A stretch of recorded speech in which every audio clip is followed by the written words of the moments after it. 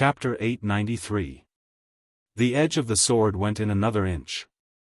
Lu Bai's sword was 2 inches into Sangsang's world. In front of Haotian, a short distance was the end of the world.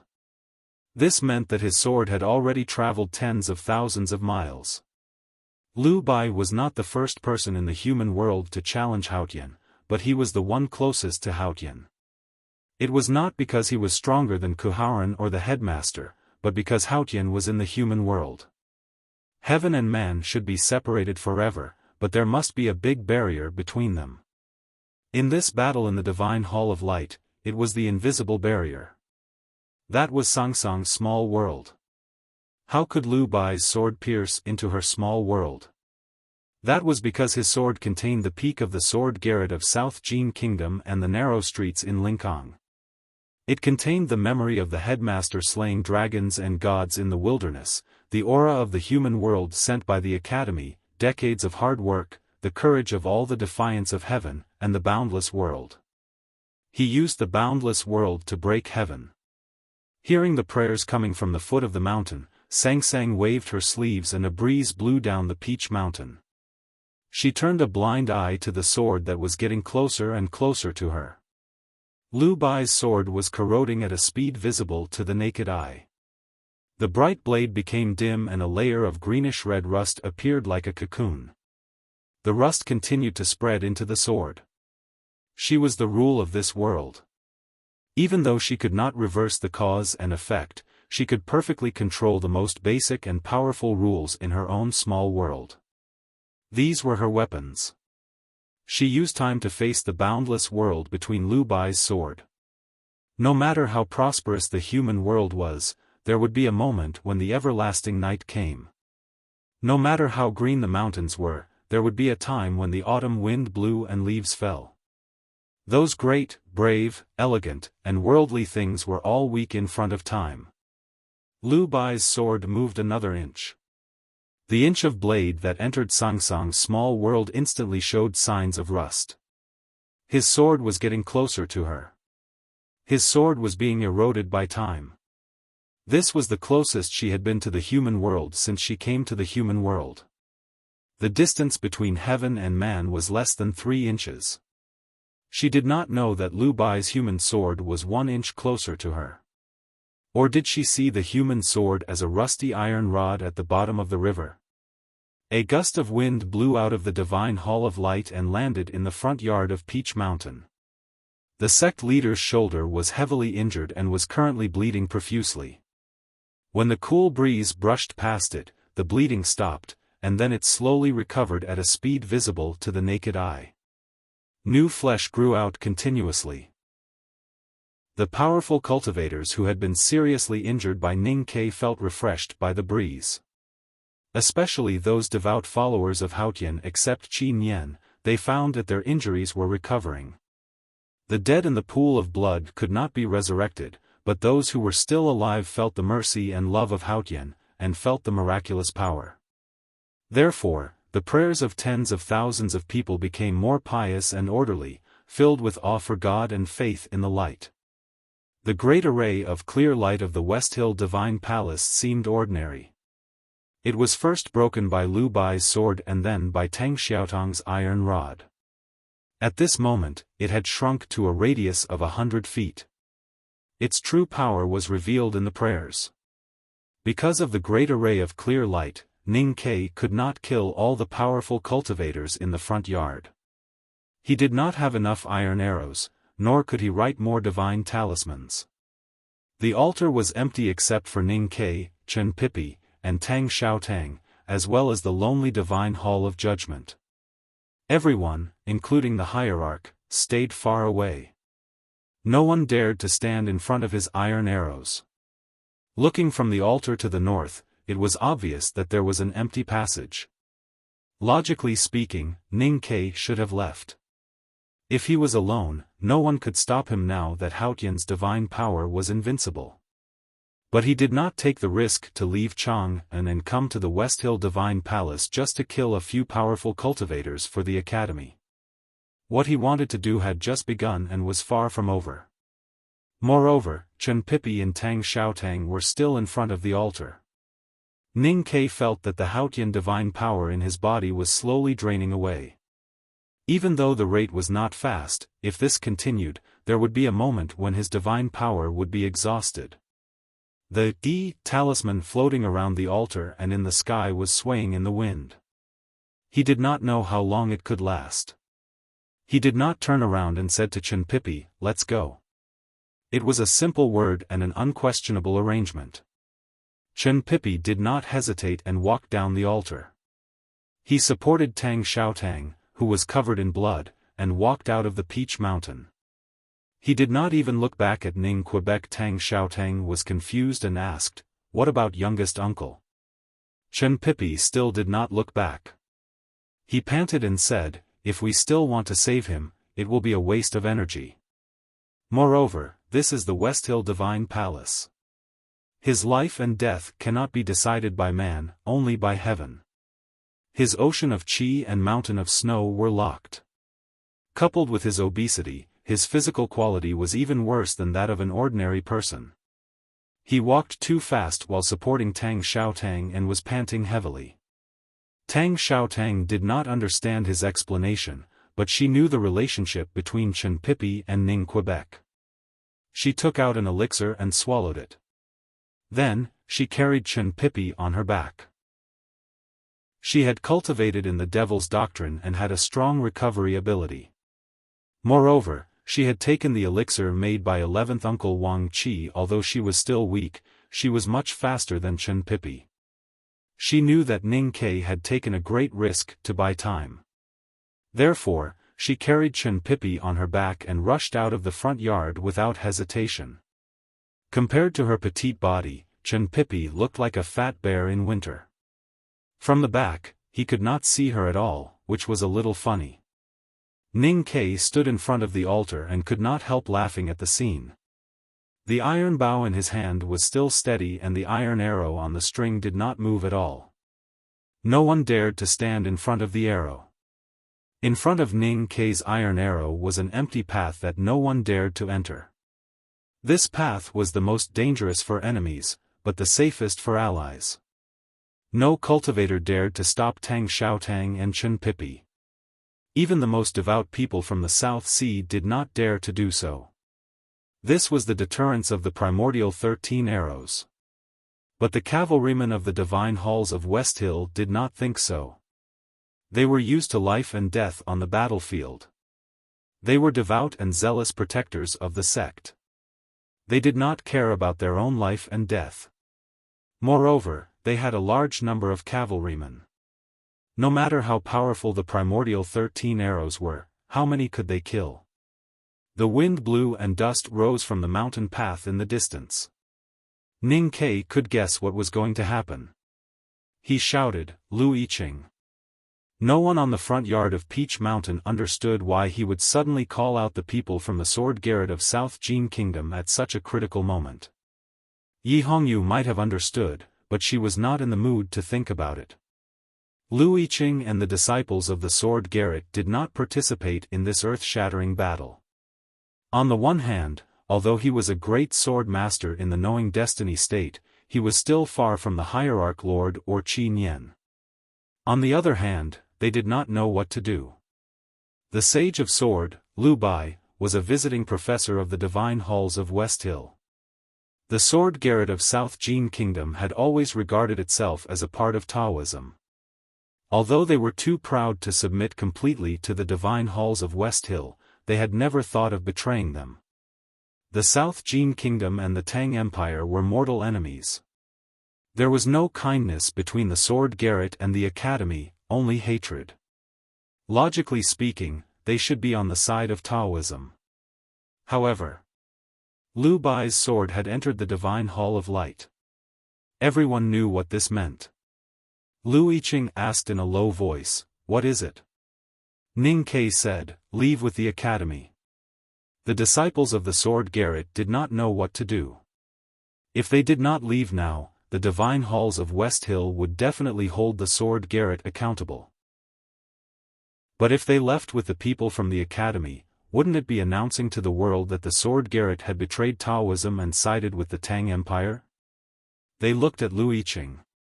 The Sage of Sword was doing something outrageous in the Divine Hall of Light.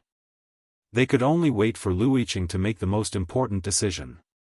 The situation was tense and they did not have much time to think.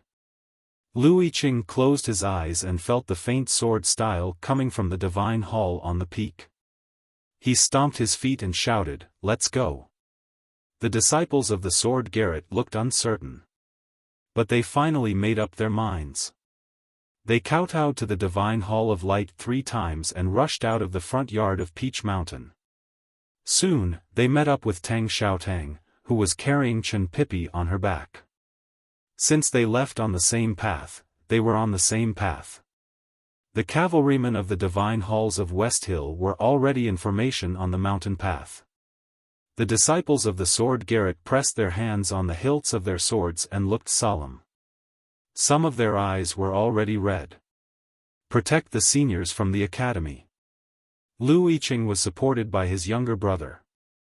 He held the hilt of his sword and tilted his head to listen to the hoofbeats coming from the front. He thought of his brother who was fighting in the Divine Hall of Light behind him. He shouted tragically, "Anyone who stands in our way will die."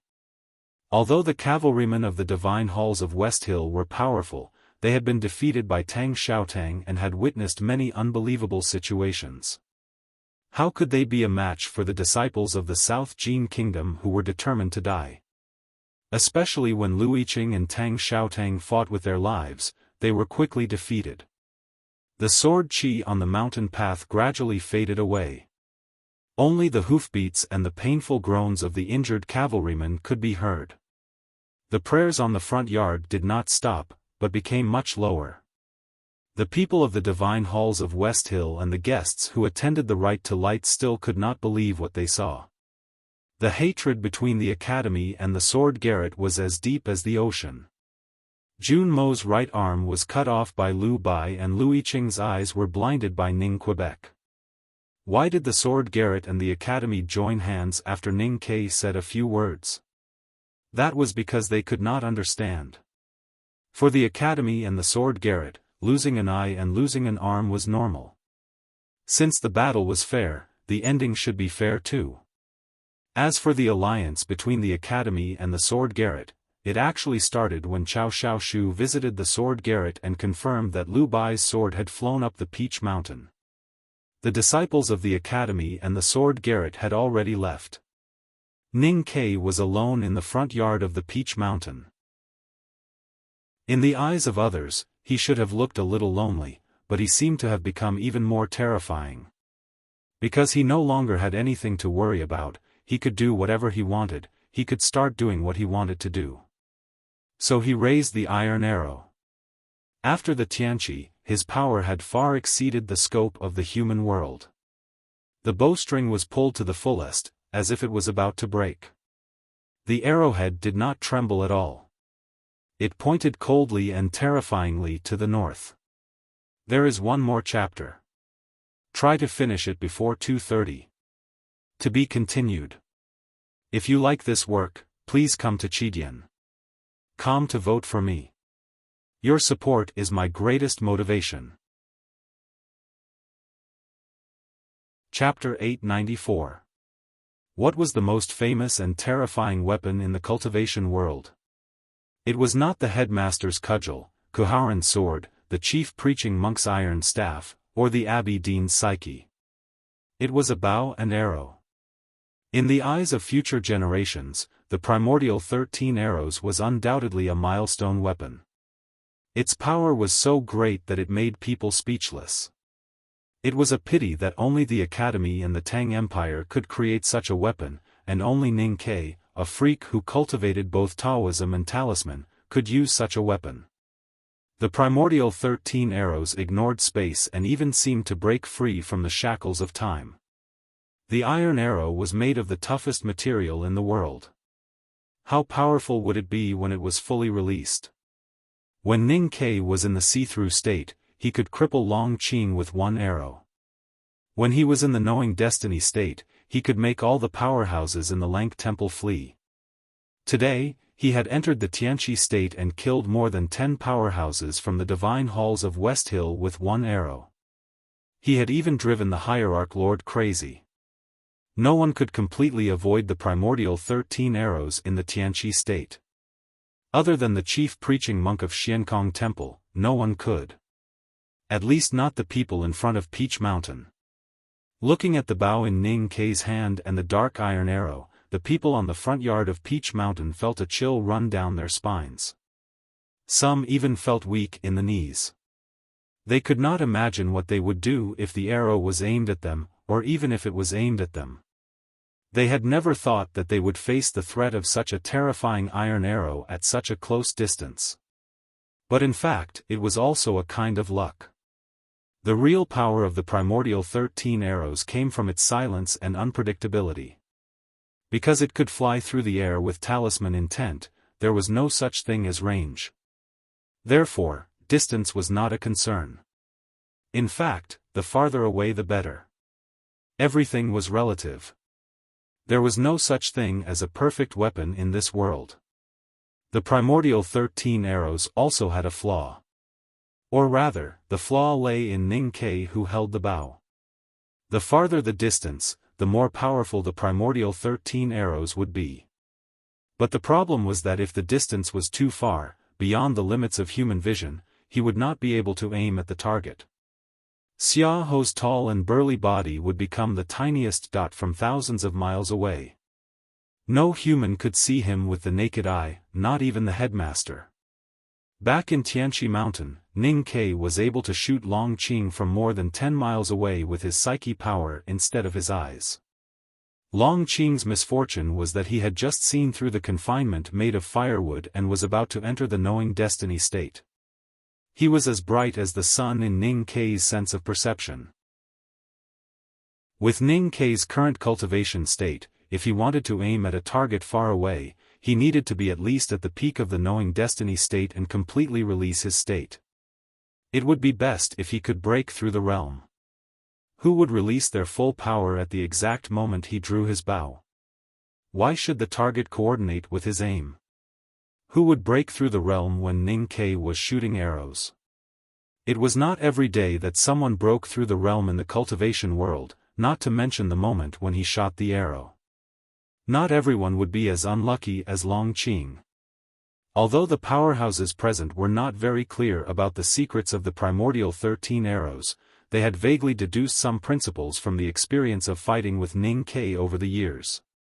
Therefore, when they saw him draw his bow to the fullest, they were extremely nervous and anxious and wanted to know who he was going to shoot. Where would his iron arrow be shot to? Ning Kei raised his iron bow and looked to the north quietly. He was not looking with his eyes, but with the psyche power in his sense of perception. He was using his psyche power to perceive the world, and the projection of the world became an ocean in his consciousness. This ocean was the entire human world. There were a few light spots in the ocean. There was a thick and bright light spot in the extreme west, and the light spot in the northeast was even bigger and brighter. Only by looking closely could one find that there were actually 3 light spots there. There were also light spots around him, especially the unfathomable sea of light behind him. Ning Kei was now in the Tianqi state. Excluding some cultivators who might be breaking through the realm, these light spots that he could sense belonged to the powerhouses. The brighter the light spot, the higher the state of that person was. The unfathomable sea of light behind him was, of course, her. She was so bright that she had completely covered Lu Bai's aura. The thick and bright light spot in the extreme northwest was, of course, the chief preaching monk of Xiankong Temple. The 3 light spots in the northeast were, of course, the eldest brother, the drunkard, and the butcher. All the powerhouses were in his eyes. At this moment, he seemed to have become the high-end version of the hand scroll of the tomes of Arcane. This was unreasonable, because he was not in tomes of Arcane, but a human being. There was no reason for the human world to become the ocean in his consciousness. Many years ago, on the journey from the city of Wei to Chang'an, Liu Qingchen, the guide of Ning Kei's cultivation, had a conversation with him. During that conversation, Ning Ke said that when he was meditating in his dream, he once felt a sea. At that time, Liu Qingchen thought that was just a dream, and that he had no potential for cultivation. Because during the initial awareness state, the range of one's perception of heaven and earth was the size of a cultivator's potential. In the recorded history, Liu Bai had the strongest perception at the initial awareness state. When Liu Bai was at the initial awareness state, he saw a magnificent yellow river. How could Ning Ke see a sea? But now he really saw a sea at the foot of the Peach Mountain. I think I'm the sea, Ning Ke said to himself. During these years after he could cultivate, he had recalled the conversation with Liu Qingchen many times. It was not until this year that he realized that it was all because of Sang Sang. When he was meditating in his dream, he held Sang Sang in his arms. With Haotian in his arms, he could feel the entire human world. So what? Today, he came to the Peach Mountain and endured the Tianqi. Haotian's divine power entered his body, and he reconnected with Sang Sang, which was equivalent to holding her in his arms again. Then why couldn't he feel the sea in the human world? Could it be that he wanted to shoot at the light spots in the sea? The chief preaching monk of the Xiankong temple, the drunkard, or the butcher? No one knew. Ning Ke, who was standing in front of the Peach Mountain, could feel the entire human world. But before that, the entire human world had already felt him. Because of that grand Tianqi. In the small town at the border of Song and Yen, the calligraphy and painting shop was filled with the aroma of wine.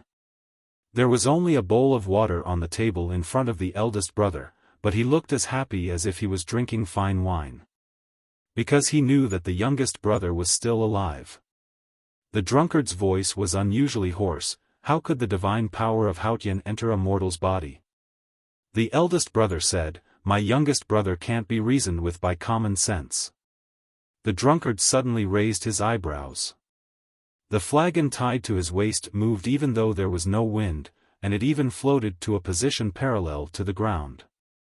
His clothes suddenly blurred, as if he could disappear at any moment. He did not know that Ning Ke was aiming at him in front of the Peach Mountain, but he felt the danger.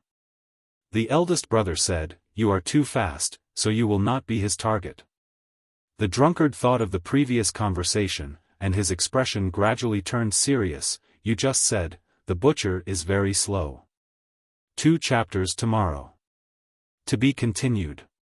If you like this work, please come to Chidian.com to vote for me. Your support is my biggest motivation.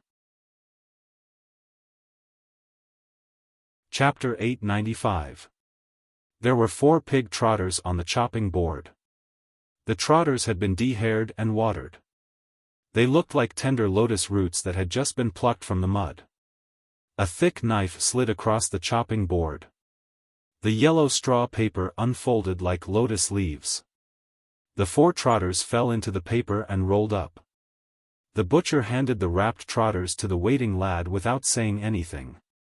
Li Guangdi took out some copper coins and placed them on the table outside the butcher's shop. Then he turned around and walked out.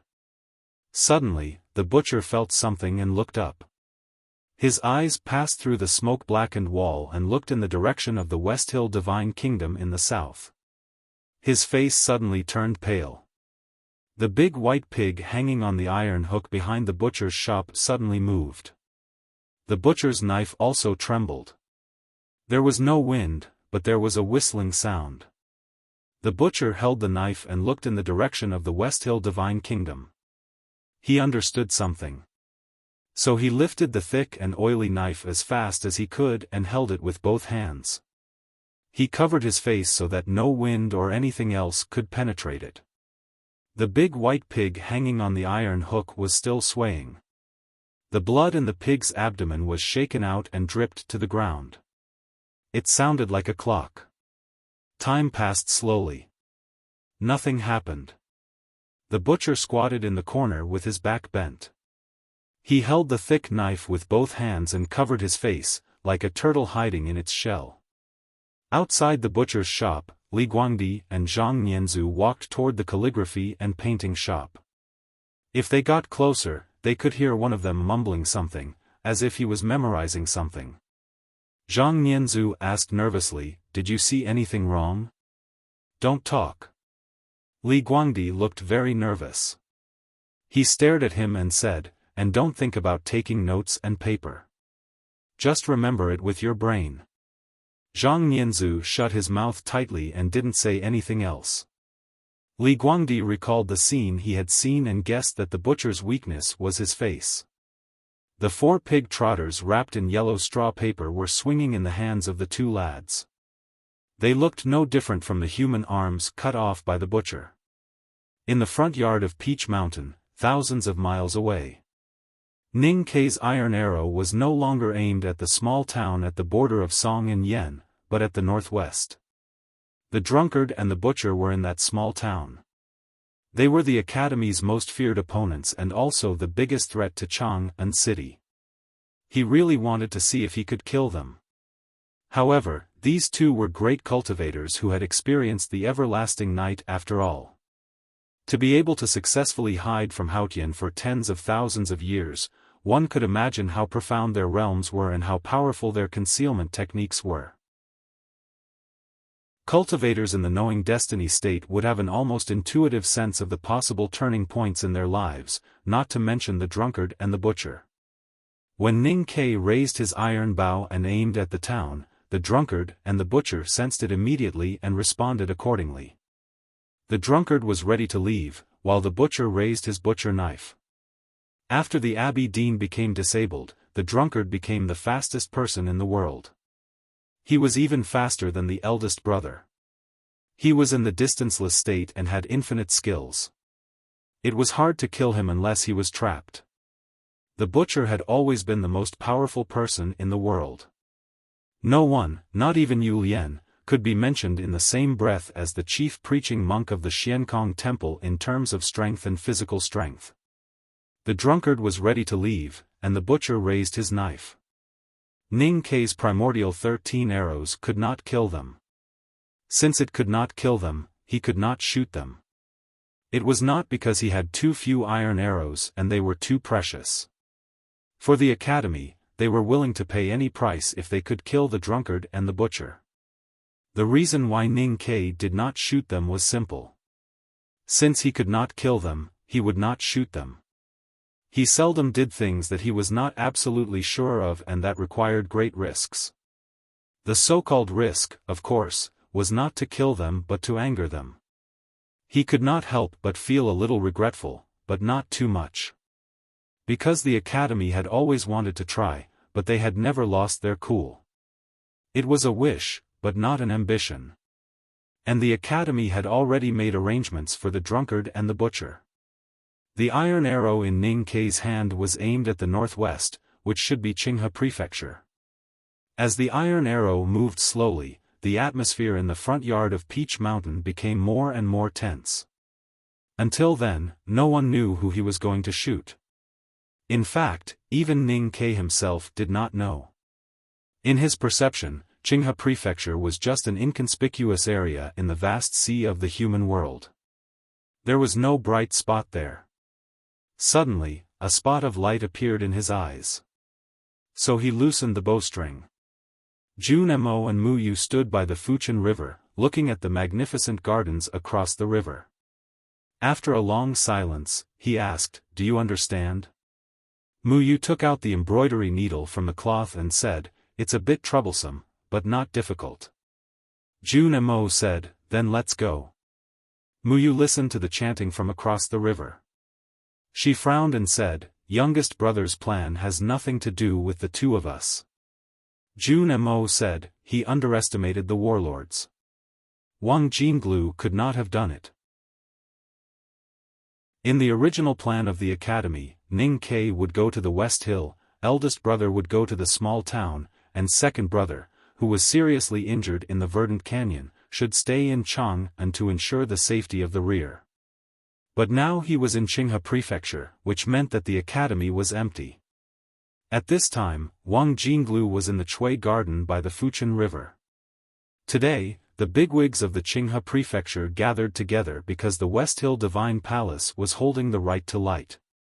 Because of the tense situation in the prefecture, many of them could not go to the Peach Mountain to worship, so they chose to hold the ceremony in the Chui Garden. He entered the Chui Garden through Chui Huasheng. Looking at the pious bigwigs of the warlords by the river, he frowned. Until now, he still could not figure out who his target was. The Qinghe prefecture was ruled by the families. The families relied on history and family rules. But the real reason why Qinghe prefecture dared to betray Chang'an was because of the two knowing destiny masters by the Fuqian River. Not many people knew who the two knowing destiny masters of the Qinghe prefecture were. Even Wang Jinglu did not know. Even if he knew, it would be difficult for him to complete the task given to him by Ning Quebec. At this moment, a wind came from the south. The wind was not as wet as the great swamp. The few cultivators in the garden felt a sense of holiness. The autumn flowers by the river were covered with a faint luster, looking especially holy. There was an old man under the roofed corridor. He was an unknown person from the branch of the Song family. He was already old and had been dozing off. But now he suddenly opened his eyes. The divine talisman moved the Peach Mountain and the Tianqi shocked the world. All the cultivators knew that something big had happened on the Peach Mountain because they felt the qi of heaven and earth changing drastically. The accuracy of this perception depended on the state of the cultivator. Grand cultivators like the drunkard and the butcher could naturally sense it more clearly. But Wang Jinglu, who was at the peak of the see-through state, could only guess roughly. It was enough for him to guess roughly. According to the agreement between them, as soon as he sensed this, it would be the time to act. Wang Jinglu had been watching all the movements in the field. Looking at this scene, his heart skipped a beat. He knew that he had finally found one. But how could he force the opponent to release all of his state? He was known to be invincible among those below the knowing destiny state. But just as Chen Pipi had said, he was invincible among those below the knowing destiny state. A cultivator in the knowing destiny state did not have to release all of his state when facing him. At this moment, a man wearing a bamboo hat and a walking stick and a woman dressed in red appeared by the stream of the Chui Garden on the banks of the Fuqian River. No one could clearly see how they had appeared. Urgent alarms sounded in the Chui Garden. The sound of scabbards colliding could be heard everywhere. An ancient array was slowly released from the pond in the garden. The old man of the Song family slowly raised his head and looked at the man and woman by the stream. Jun Mo did not look at the old man of the Song family. Although he knew that the old man was one of the knowing destiny state that his younger brother was looking for, he was not the one he was looking for. The one he was looking for was even more powerful. The Chui family of Ruyang was the head of the 7 families in Qinghe County. The Chui Garden was their property. The head of the family, Chui Shi, was naturally the one with the highest status. But today, in the Chui Garden, he could only stand. Because Elder Chui was sitting, he, as his son, could only stand. Elder Chui had once been a grand secretary in Chang'an and a prime minister. When he retired, he was given the title of Grand Tutor. That was why he sat in the Grand Tutor's chair and drank Grand Secretary's tea. Looking at the man and woman by the stream, Elder Chui slowly put down the tea in his hand. His face revealed a complicated expression. There was some confusion, some fear, and some mockery. Seeing the man's empty sleeves, he knew the man's identity. Elder Chui did not expect that the academy would disregard the agreement with the West Hill Divine Palace and send someone to Qinghe County. He did not expect it to be this person. In a very short time, he woke up from his confusion. He remembered that the headmaster he feared the most had already ascended to heaven. The academy was no longer the academy of the past. If it was in the past, I think I would not have the courage to fight Mr. Second. Elder Chui looked at Jun Mo by the stream. His expression gradually became calm. He said, but you have lost an arm and have not recovered from your injuries. How can you be my opponent?" With these words, the array in the Chui garden exploded. It was indeed a family with a long history. The array by the Fuchin River was indeed powerful. The aura of heaven and earth was chilling. Jun Mo knew that this person's judgment of the situation was correct. If it was in the past, he would have killed all the enemies in the garden with his iron sword alone. But now, he might not even be this person's opponent. But he did not say anything, nor did he do anything. Mu Yu picked up an embroidery needle and pierced it into an autumn lotus in the stream. Her movements were very natural, as if she had done it unintentionally. Elder Chui's expression suddenly changed. The terrifying array by the Fuchin River had been broken in the wind. The families of Qinghe County indeed had a very rich history. They had existed even longer than the academy. But that did not mean that they were powerful. Otherwise, the tortoise would have long ruled the world. Mu Yu was the bride. She was the seventh sister who loved to eat melon seeds, chat, and play cards. She was also the world's most talented array master. She had observed the array for half a day by the Fuchin River and had long seen through it. Jun Mo looked at Elder Chui quietly. Elder Chui looked at him and said indifferently, "When I was the Prime Minister, I went to the academy many times and saw you as a child. I never thought that I would kill you today." Qinghe County still had many spies in Chang'an. Elder Chui was very sure that Jun Mo had not recovered from his injuries. More importantly, no one knew that he was not only in the knowing destiny state, but also at the peak of the knowing destiny state. Although the big array by the Fuchin River had been easily broken by the girl from the academy, Elder Chui was still confident that he could kill Jun Mo by the stream. Wang Jinglu's face became abnormally pale in the crowd. He could not help but be shocked when he saw Mr. Second appear. He was even more shocked when he realized that Elder Chui was the knowing destiny state cultivator he had been searching for.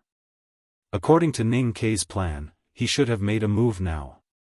However, to make a knowing destiny state cultivator release his full state, he needed a sufficiently powerful person to use powerful means.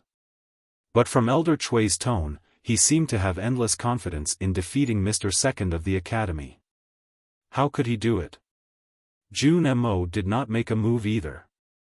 He only took a step forward. Elder Chui's expression suddenly froze. The elder of the Song household under the corridor stood up with his sword in his arms. Although everyone knew that Jun Mo had lost an arm and his state was not what it used to be, he was still Jun Mo. Qinghe County was very close to the verdant canyon. The scene of Jun Mo single-handedly fighting 10,000 people in the Battle of the Verdant Canyon at the end of last year was like a nightmare imprinted in people's souls. No one dared to underestimate Jun Mo. Even if Lu Bai were to fight Jun Mo now, he would definitely treat him as his most powerful enemy. Elder Chui's aura suddenly rose to the peak of the knowing destiny state. He looked at Jun Mo and said with a smile, "Are you surprised?" Jun Mo looked at him and said, "I am surprised by your stupidity." The wind suddenly blew, the Fuchin River was chaotic, the stream in the Chui garden was boiling, and the autumn lotus floated like a dead fish. An arrow came from the south. Elder Chui's face suddenly paled, and then it collapsed. He became hundreds of pieces of flesh and blood, scattered all over the Chui garden. Because of the academy, Elder Chui had kept a low profile his entire life, keeping his cultivation state a secret until he was 100 years old. Until today, when Jun Mo came to the Chui garden, he felt that the opportunity had finally come. He wanted to give the academy a surprise. He wanted to show the edge that he had endured for many years, and he wanted to vent the anger that he had suppressed for so many years. And so he died without an accident. From the beginning to the end, he did not have the chance to fight with Jun Mo. Because Jun Mo did not make a move. He only took a step forward.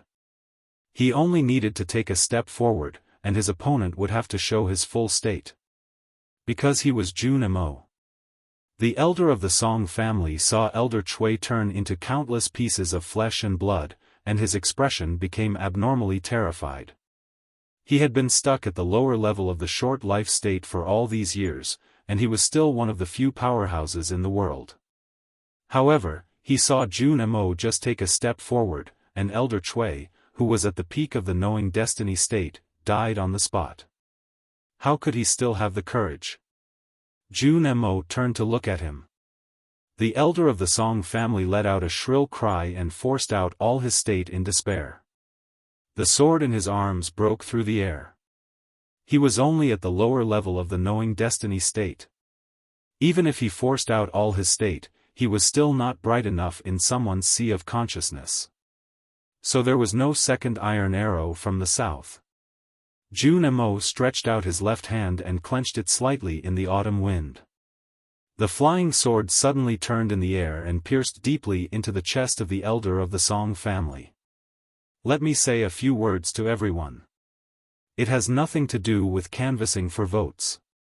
Yesterday I said 2 chapters, and today's chapter is more than 4,000 words.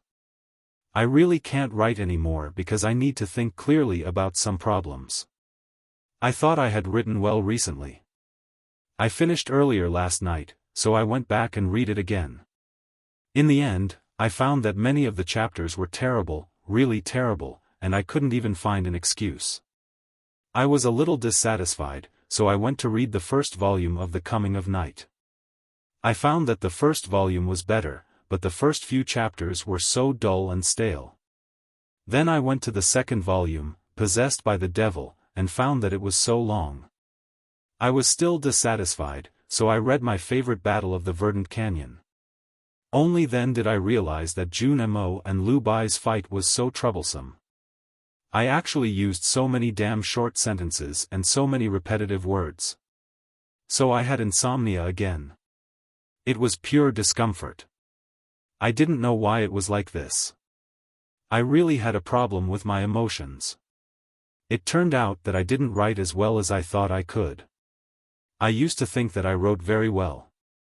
I always thought that this was what I was best at and what I was most proud of. But today, I felt that it was really bad, really bad. You don't need to comfort me, I can see it myself. This was a problem of seriousness, time, and ability.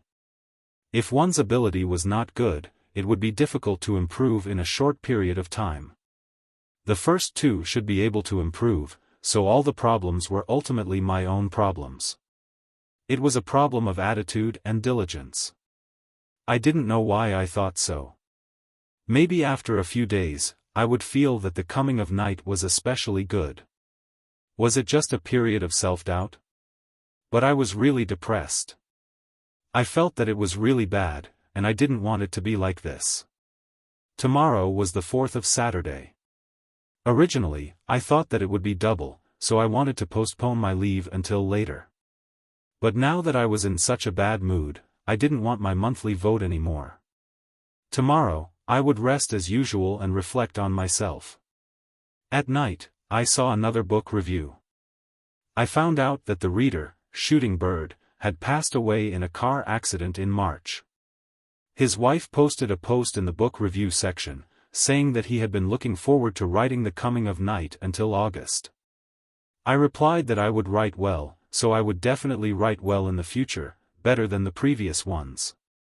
Cherish the present, we can't waste life. May he rest in peace, and may his wife live a happy life. To be continued. If you like this work, please come to Chidian.com to vote for me. Your support is my greatest motivation. Chapter 896. The Song family elder felt a chill in his chest. He looked at his flying sword stuck in the ground and saw the blood flowing down the blade. His heart grew cold. Only now did he truly understand that even if he had not recovered from his serious injuries, he would never be a match for Jun Mo. Jun Mo did not even truly attack. He just reached out in the autumn wind and grabbed his life-bond sword and took his life. There was dead silence by the Chui garden. The splashing on the Fuchin River had also stopped. The Song family elder slowly fell down. Jun Mo held his cane and left with Mu Yu. No one dared to move. Wang Jinglu had been standing in the crowd and did not have a chance to make a move. He looked at the blood and flesh splattered around the historical armchair and thought of Elder Chui, who had turned into a resentful spirit. He then realized that Ning Kei's arrow was like that. He looked at the Song family elder lying in a pool of blood and the flying sword in his chest. He then realized that Mr. Second's sword was like that. It was not until a long time after Jun Mo and Mu Yu had left the Chui garden that the people in the garden woke up from their extreme fear and shock. There were cries and angry roars everywhere. To Qinghe County, the warlords were everything. The Chui family of Ruyang was the people's spirit. Elder Chui's position here was like that of the headmaster of the academy. Now that Elder Chui, whom everyone relied on, had turned into a pile of flesh and blood without doing anything, how could they not be afraid? The news of Elder Chui's death quickly spread throughout Yangzhou City and entered thousands of households. Naturally, Chang'an also received news of the Kingdom of Wind. The Tang imperial court reacted very quickly. On that night, the Ministry of Works urgently transferred craftsmen from the 3 counties in the south and south, as well as soldiers from the neighboring states, to the north of the Verdant Canyon. Countless enemies were buried in the Verdant Canyon during the war last autumn. The official road was blocked by huge rocks and was extremely difficult to walk on. The imperial court had spent more than half a year clearing a small path. However, with the arrival of tens of thousands of craftsmen and soldiers, the clearing speed suddenly increased. Based on the current speed, it would only take a few months at most for Chang'an to complete the initial cleanup and restoration work. This also meant that the Tang Empire's iron cavalry would only need a few months to pass through the Verdant Canyon and rush south. Like an iron current, they would directly drown Qinghe Prefecture. The nobles and people in Qinghe Prefecture did not know what was happening in the north of the Verdant Canyon, but they knew very well what old Master Chui's death meant to them. The treaty between the Tang Empire and the West Hill Divine Palace had become a waste paper. The Tang Empire's army could appear in Qinghe Prefecture at any time. The terrifying pressure from the north was like a low-level dark cloud, pressing down on the people of Qinghe Prefecture and making it difficult for them to breathe. They could not understand why the Tang Empire did not seem to need a breather after having just experienced an extremely tragic war to defend their country. They wanted to tear up the peace treaty so quickly. The chaos in Qinghe County had already appeared, and it was impossible for it to calm down. Wang Jinglu did not leave Yangzhou City because he wanted to wait for Chui Huasheng here. Most importantly, he was responsible for receiving the cultivators from the Imperial Center Administration and military spies who were constantly sneaking into Qinghe Prefecture from the Tang Empire. Then, he would use these forces to help Chui Huasheng occupy a better position in the chaos of Qinghe Prefecture. A cylindrical passageway appeared in the air above the front yard of Peach Mountain. After images of turbulence lingered in this passageway, making the passageway even clearer. This was the trace left by the iron arrow, which was also the path of the arrow. Ning Kei stood in front of the altar, holding the bow in his left hand and holding the arrow with his right hand. He was still in the posture of the moment when he released the bowstring, as stable as a wooden statue. The prayers had stopped. The tens of thousands of people in the front yard looked at him nervously. No one spoke, as if they had also become wooden statues. No one knew where Ning Kei's iron arrow had gone, but they knew that someone had definitely died. They did not see the real ending, but they already knew the ending, which made them extremely terrified. Ning Kei put the iron bow back on his shoulder and looked back at the divine hall of light on the top of Peach Mountain in silence. If the Haotian's divine power in his body dissipated, the divine talisman around the altar would also return to heaven and earth. Then, he would definitely die under the siege of those powerful cultivators. But he did not think about this. At this time, he had already completed the first half of the Academy's plan. His attention was now on the Divine Hall of Light. He could vaguely feel the ending of the battle in the Divine Hall, and he knew that someone would definitely die. Just like how people on the front yard knew that someone would definitely die when they saw him shoot the arrow, now that someone had entered the Divine Hall of Light, he would definitely die. This made him a little depressed. In this battle between heaven and man, the one who died was naturally heaven. Sang Sang looked at the boundless universe on the sword. In her eyes, there were stars vanishing and disappearing, sunrise and sunset, rising and falling tides, and countless seasons passing by in the human world. Lu Bai's sword was only 2 feet away from her. The rust on the sword was getting more and more severe, and its surface appeared to be an ominous gray color, which meant that the sword had completely rusted and was beginning to be weathered.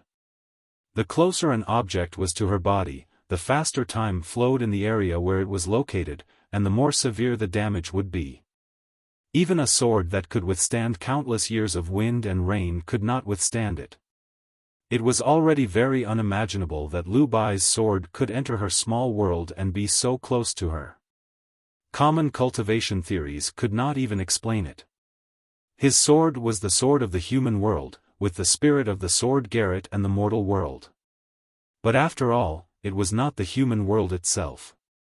In the end, it still could not resist the passage of time. The rust seemed to be covered with white frost.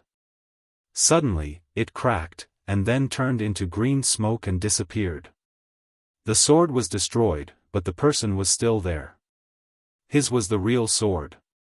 Lu Bai's eyes were unprecedentedly bright, even brighter than when he sensed the surging yellow river when he first entered the awareness state, and even brighter than when he comprehended the sword style of the great river on the cliff by the river. The moment he drew his sword, he knew that he could not win, but he did not give up. As he said, this was already his last interest in the human world. He wanted to see how close he could get to the sky, and whether he could touch the sky, or even use his sword to draw a mark in the sky that only belonged to him. Lu Bai's hand reached into Sang Sang's small world. His hand was very slender, and his fingers were slender. It was the hand that was most suitable to hold a sword in the human world. Every time he held the hilt of the sword seemed to be connected to his hand and could not be separated. At this moment, he did not hold the sword in his hand. His hand was the sharpest blade.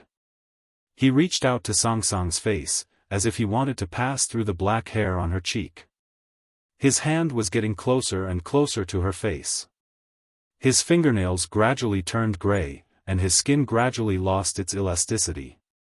It became dry and wrinkled, and his sleeves quietly turned into ashes. Lu Bai continued forward. The mark of time moved up his forearm. The skin on his arm began to loosen, and like a dying old man, it was about to lose the luster of life. He continued forward.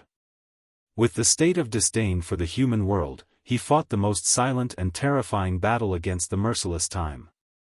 It seemed that he had walked for tens of thousands of years, or maybe he had really walked for tens of thousands of years. After a long time, Lu Bai finally reached Sang Sang and walked into her small world. So she was only a foot away from him.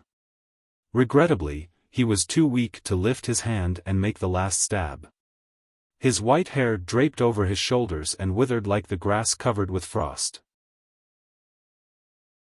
The wrinkles on his face were as deep as the bluestone slabs in the east of Lingang. He had become an old man who was about to die. Sang Sang said, "You have lost." Lu Bai said in an old and tired voice, "You have lost." Sang Sang frowned slightly, not understanding what he meant. "I have left a sword in the human world.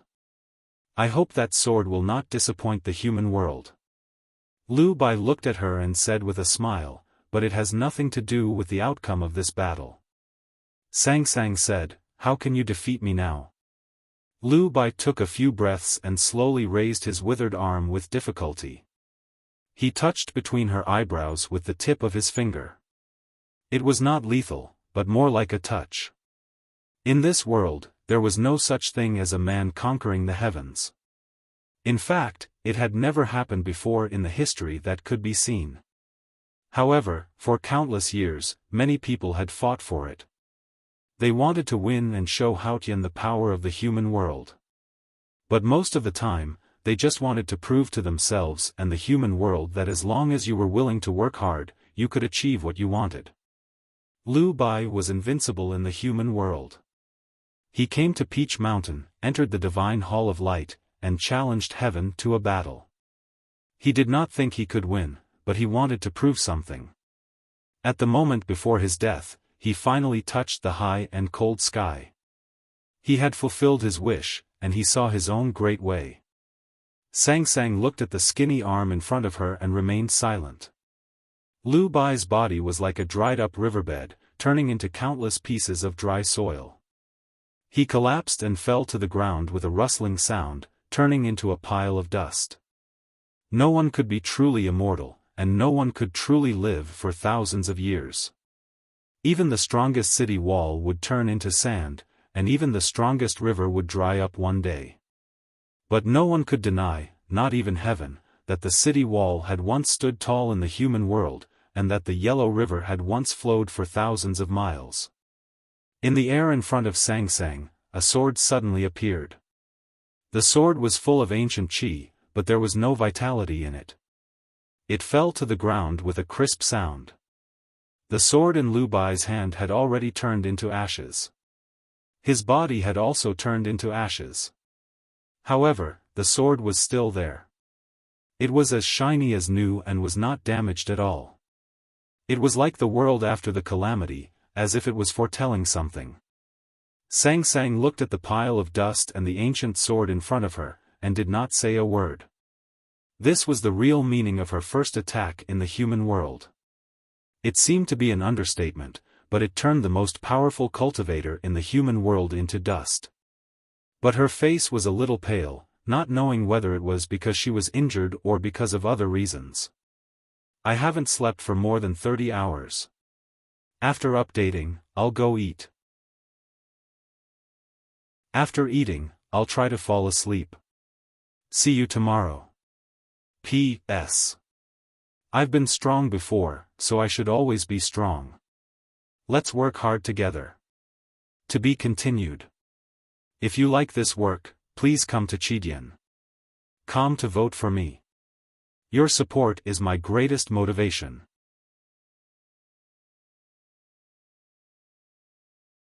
Chapter 897. A gust of wind blew in the Divine Hall of Light. The wind was gentle, like a pair of invisible hands, picking up the ashes on the ground and slowly walking out of the Divine Hall. Sang Sang walked with the ashes and left the balcony. She slowly walked to the cliff yard outside the Divine Hall and looked down at the snow-like ashes falling from the sky. The front yard of Peach Mountain was in chaos. The offerings for the right to light had disappeared. Dozens of divine talismans were clearly visible on the array of clear light. Ning Ke had done a lot. She looked at the figure in front of the altar and could no longer control her anger. So the cool breeze in the mountains suddenly became violent, whistling from the Divine Hall to all directions of the human world. Autumn in Lincoln, the capital of South Jin Kingdom, was not so clear. Instead, people were suffering from the autumn rain. The streets and alleys where the poor lived in the eastern city were even dirtier because of the autumn rain. The dirty water over the broken bricks gave off an unpleasant smell, even worse than the toilet under the curtain. Suddenly, a breeze came from the south and howled through the alleys, sweeping away the unpleasant smell. Yi Su was checking the abandoned waterways with a dozen students, making arrangements for the renovation and maintenance after winter. He looked back in the direction of the West Hill Divine Kingdom and sensed something. He looked at the gentle breeze lingering in the streets and said emotionally, "You really saw it." He said this to his old friend who had left the human world. Before Liu Bai left Lincoln, Yi Su had hoped that Liu Bai could see the Great Way. Liu Bai saw it, so he was very happy. Autumn in Fuchin River was so charming. The autumn trees by the bank were changing colors, reflecting in the clear water. It was as if the water was dazzling. Jun Mo and Mu Yu walked out of the Chui garden and suddenly felt the wind was getting stronger. He walked to the bank and looked at the broken reflections. After a long silence, he said, "I'm going on a long journey." He felt that Lu Bai had left the human world. So did Mu Yu. But she didn't understand why Jun Mo would make arrangements for Lu Bai's departure. "Where are you going?" she asked, looking a little uneasy. "I want to go to Xiankong Temple. Since I want to learn Buddhism, I have to go there," Jun Mo said. Looking at her expression, he continued, "I will only cultivate Buddhism, not become a monk." Mu Yu asked, "Why did you make such a decision?" Jun Mo said, "She's too powerful. Junior brother may not be able to control her." Mu Yu looked at him and asked, "Actually, you just envy Lu Bai?" Jun Mo said, "Yes, I envy him. But Yi Su and I were in the sword he stabbed at Haotian today, so I'm very grateful to him." In autumn, the wilderness had long been cold. The wind blowing in the desolate wilderness seemed to be filtered by ice and snow. Once it touched the body, it felt cold like needles piercing into the bones. Tang Lu puffed out her chest, but she didn't feel anything. She was still continuing the unfinished conversation with her teacher in the carriage on her shoulder. Even if Lu Bai's sword can make her emotional, what's the point of being emotional? If she's sentimental, junior brother will have a chance. Yu Lian sat in the carriage as if she was sitting on a hill. She looked to the south and slowly raised her eyebrows. There was a lot of information in the wind. Tang also sensed the information and suddenly felt the wind blowing on his chest was a little cold. Yu Lian said, "Lu Bai is dead. She's really invincible. It's meaningless for us to go to Peach Mountain. Except for Ning Ke, no one can defeat her." Tang said, "I'm just a little worried." Yu Lian said, "Tang Xiaotang, Pippi and Ning Ke are all on Peach Mountain. The Divine Hall even asked the House of Red Sleeves to go to Peach Mountain. Do you know what that means?" "I don't know. There's a girl named Xiao Chao in the House of Red Sleeves. She used to be her best friend in Chang'an. Tang Xiaotang is her best friend in the back of the mountain of the academy. Pippi is very close to her, not to mention Ning Quebec. It means that the people closest to her are all on Peach Mountain now." Then? She gave teacher the will of heaven, so teacher gave her the earthly fate. She invited teacher to Haotian's divine kingdom, so teacher left her in the human world. If she wants to go back, she has to cut off her earthly fate. How to cut off her earthly fate? The first thing she has to do is to cut off her earthly fate. She wants to kill Xiaotang and the others? Yes. Then shouldn't we be more worried? How can it be so easy to cut off her earthly fate? Yu Lian said, "I think she must be very distressed now." Tang asked, "What is the academy's plan?" Yu Lian said, "The academy has no plan at all." Tang was a little surprised and asked in confusion, "No plan?" "Yes. As I said before, God's plan is better than man's plan. So why bother? We don't need to do anything." Yu Lian said, "The academy asked Ning Ke to go to Peach Mountain. Is that enough? Since we can't beat her, then let her do it herself. Anyway, no matter what she does, she can only make the situation what youngest brother wants." "Why is that?" "Because she is youngest brother's natal." Tang was very shocked and did not know what to say. Yu Lian looked at the high sky and said with emotion, "Teacher took youngest brother as his last disciple. Now that I think about it, it is because of this." Tang frowned and said, "But she should be able to predict this. Even God's plan can't predict one's natal." In fact, Yu Lian did not know that the reason why she could not include Ning Ke in her plan was not only because Ning Ke was her natal, but also because Ning Ke did not belong to this world. Tang said with emotion, "So not calculating is also a kind of calculation." Our enlightenment doctrine is best at scheming. Since Uncle Lotus, we have calculated everything in the world.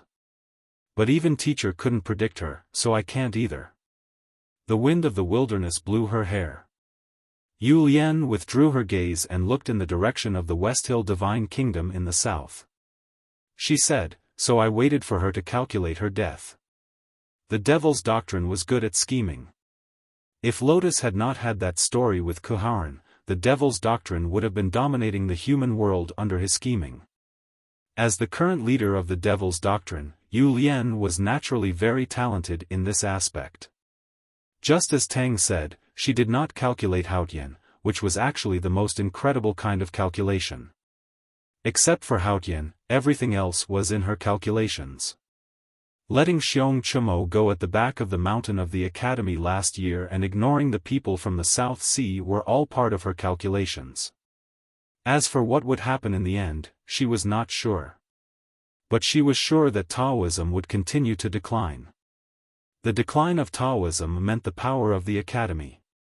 Tang suddenly said, in fact, sometimes I have been thinking about what the human world would be like if Master Lotus did not have that story and was still alive. Yu Lian said, not to mention Lotus, even if I did not enter the academy, at least half of the human world would be the territory of the Enlightenment doctrine. Tang looked back at her and asked, Teacher, do you feel any regret? What regret? As long as youngest brother could win, the entire human world would belong to the academy. Yu Lian opened her arms as if she was going to embrace the entire world. The breeze blew gently and then gradually died down. The peach blossom petals on the front yard of Peach Mountain danced again. The array of clear light trembled and dozens of divine talismans gradually dimmed. Ning Ke knew that Lu Bai was dead. He was not surprised by the outcome of the battle between heaven and man. All human beings who challenged Haotian in history ended up on the road of no return. Even though the headmaster was still in the Night Dome, he could not come back either. The academy did not have a plan, but they had been waiting for a change. The change was not Lu Bai's sword that represented the human world, but the subsequent change brought by the sword. All the process was to serve one purpose, to re-establish the natal connection between Ning Ke and her. Only in this way could the human world retain the last chance of winning. Lu Bai's sword went to Peach Mountain.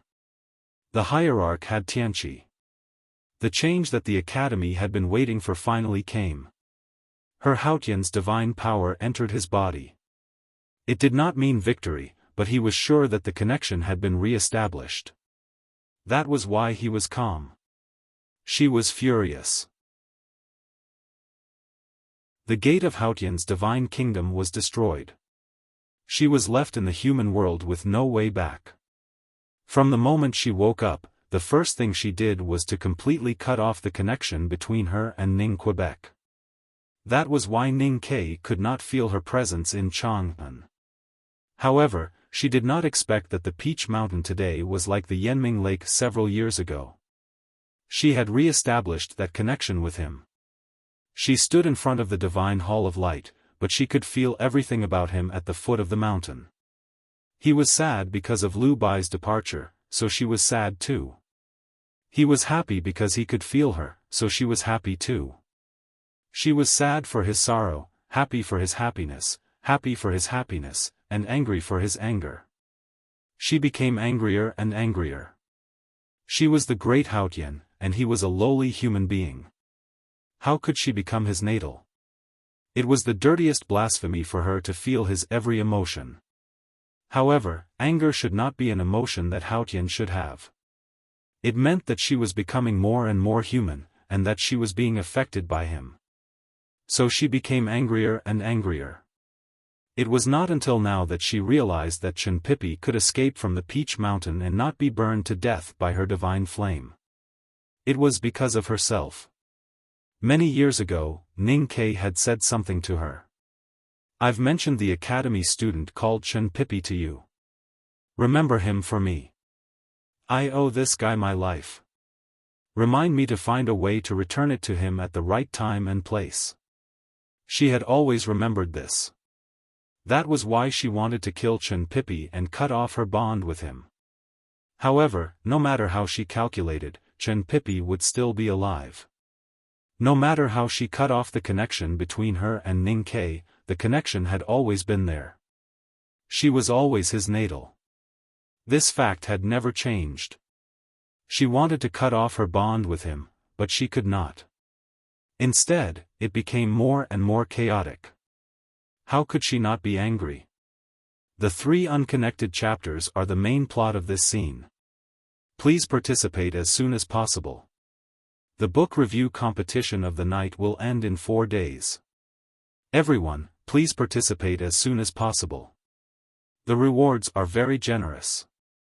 There will be Chidian coins and signed books. I have learned a lot from the participating book reviews. I am very grateful to everyone. I have figured out some things in these few days, which should be helpful. For example, I am ready to give up the plot outline. There will definitely be a period of time where I will not be used to it. I am not in a good state recently, and I am going to go out the day after tomorrow. Recently, I will update a chapter every day. I will report to you. Of course, I will not take any tickets. We will talk about it when I recover. To be continued. If you like this work, please come to Chidian.com to vote for me. Your support is my biggest motivation.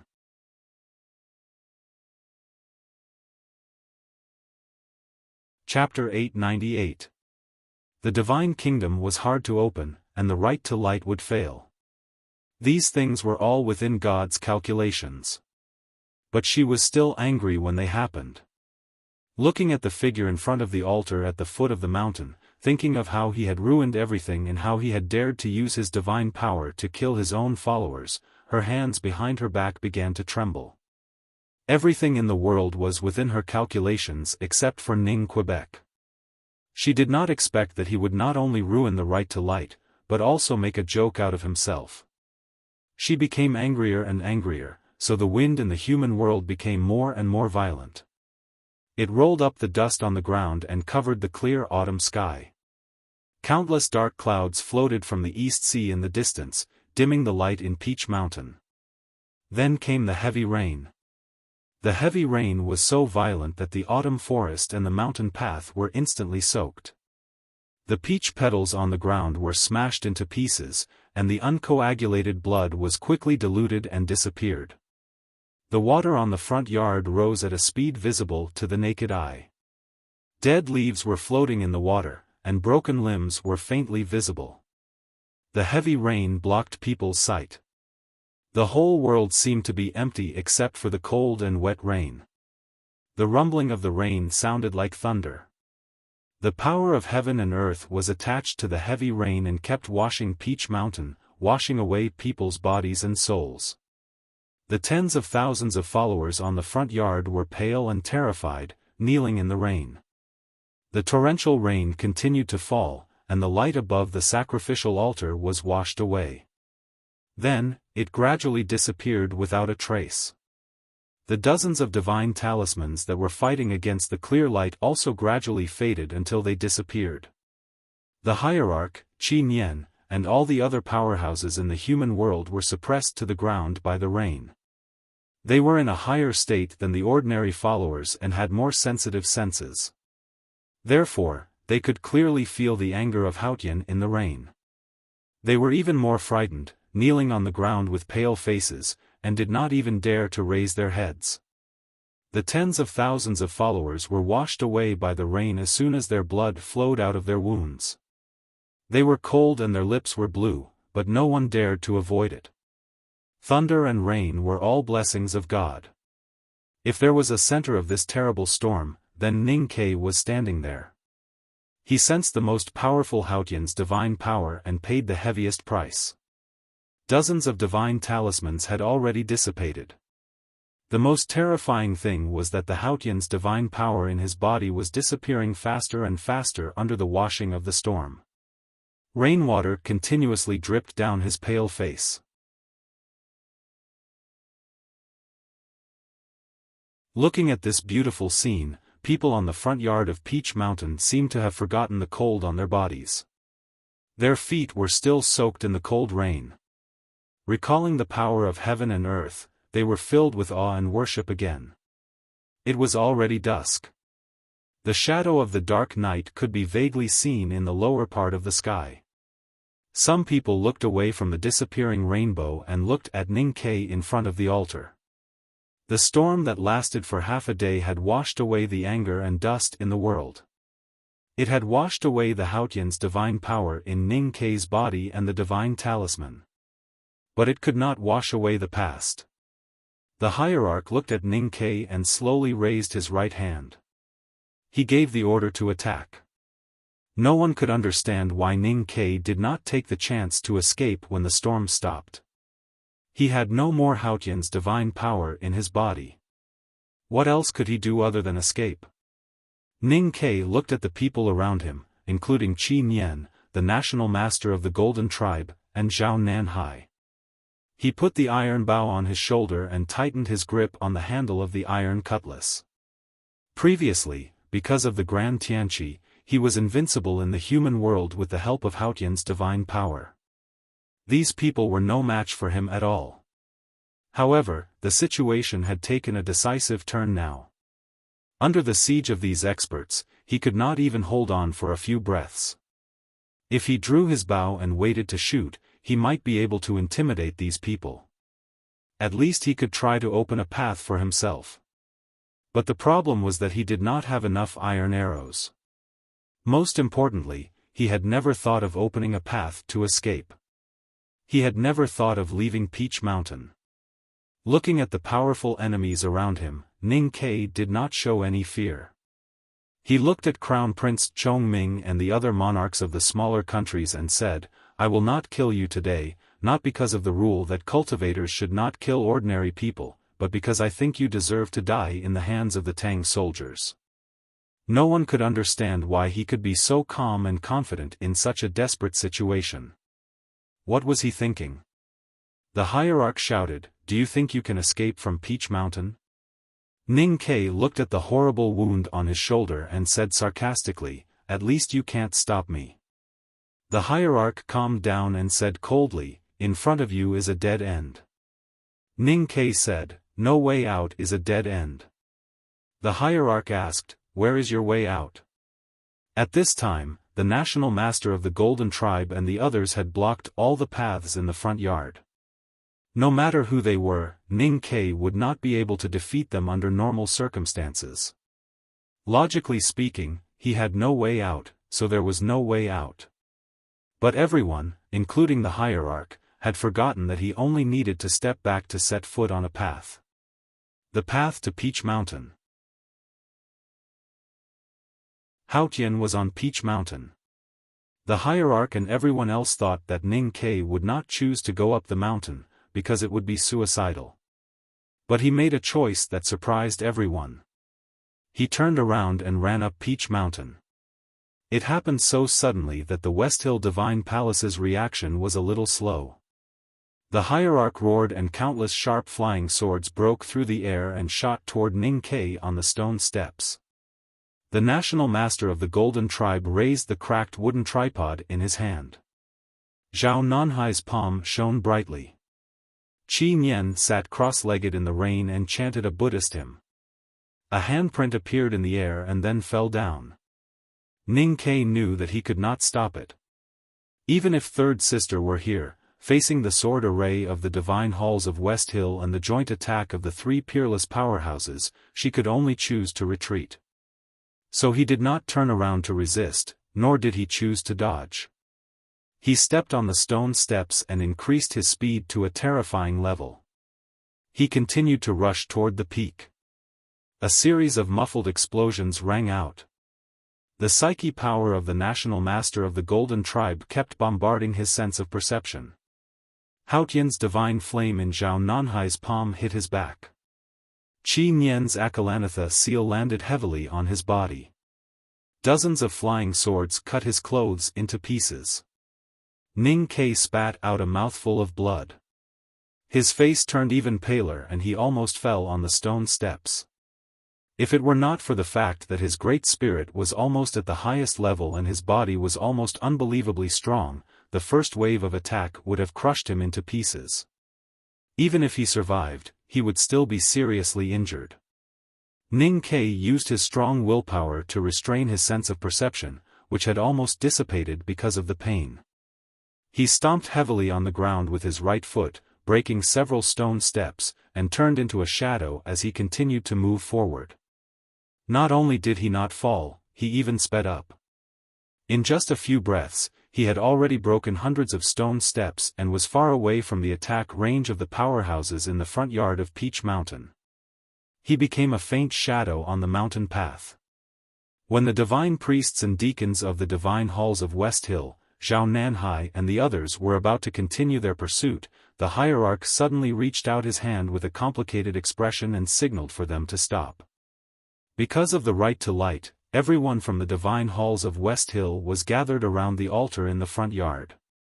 At this moment, there was no one on Peach Mountain.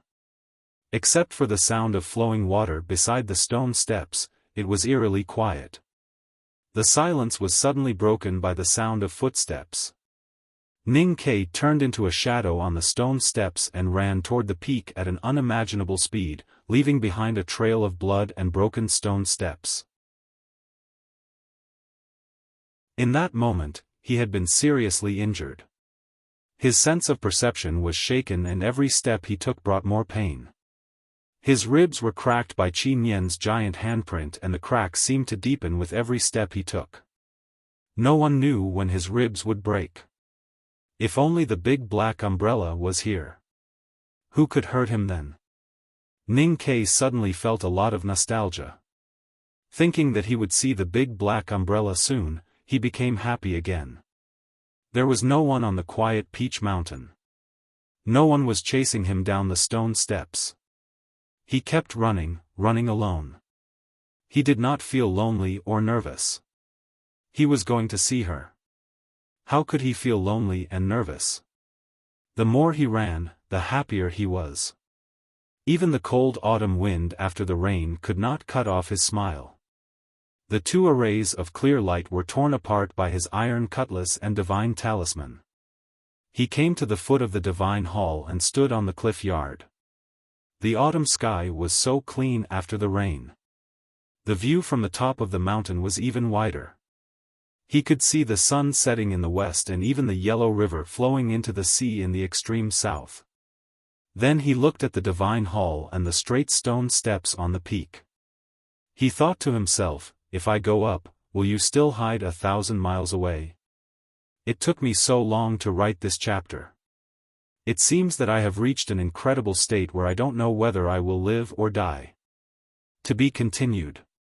If you like this work, please come to Chidian.com to vote for me.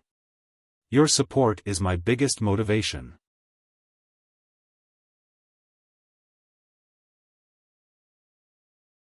Chapter 899. The air was clear after the rain. Even though it was late at night, people could still see far away. Tens of thousands of believers on the front yard of Peach Mountain looked at the figure on the mountain path with mixed feelings. This scene was very similar to the scene when Ning Kai climbed the back mountain of the academy many years ago. The dark night sky was like a piece of ink paper, suspended on the flat ground. There were dozens of peaks in it, giving people a feeling that if it were not for these peaks, the night sky would fall on the earth. The night sky above the divine halls of West Hill was a bit special today. The sky was full of stars, but there was no trace of the moon. The silver starlight sprinkled on the foothills, changing the color of Peach Mountain. Ning Kai's eyes crossed the silver mountain path and fell on the divine hall of light. Then he began to tidy up his wet clothes, tied up his wet hair, put away his bow and knife, and wiped the rain off his face. He moved very slowly and looked very serious. He didn't go up the stairs until he was sure that there was nothing wrong with his clothes and manners. Since he was here to keep the appointment, he naturally had to show respect. It was already deep into the night, the thin crescent moon was hidden behind the dark clouds and was completely untraceable. The numerous stars on the dark curtain of the night seemed very bright. There were 7 brightest stars in the night sky, known as guiding stars. They were the most reliable guiding lights for fishermen sailing on the sea. They were so bright that it made people dizzy. There were 700 stone steps between the cliff yard and the divine hall of light on the peak. Ning Kai seemed to be walking slowly, but in fact, he walked hundreds of steps with each step, as if he was riding the wind. As soon as his foot left the cliff plateau and landed on the first foothold, he took a step forward. Among the 7 bright guiding stars in the night sky, the northernmost star, Li Tian's star, suddenly dimmed. Ning Kai continued to take the second step, and the second of the 7 guiding stars also dimmed. With every step he took, one of the 7 guiding stars in the night sky dimmed, as if the everlasting starlight was absorbed into his body by his footsteps. Not all of the tens of thousands of people on the front plain could see him walking on the mountain path, but all of them saw the 7 guiding stars in the night sky dim one after another. Shocked shouts and terrified prayers suddenly rang out. The hierarch and the others looked at the strange changes of the stars, and their expressions became even more solemn. The sky was full of stars. There were several divine halls on Peach Mountain, but there was only one in Ning Kai's eyes. The building material of the divine hall of light was very unusual. It was not gold, jade, or stone, but it was naturally precious.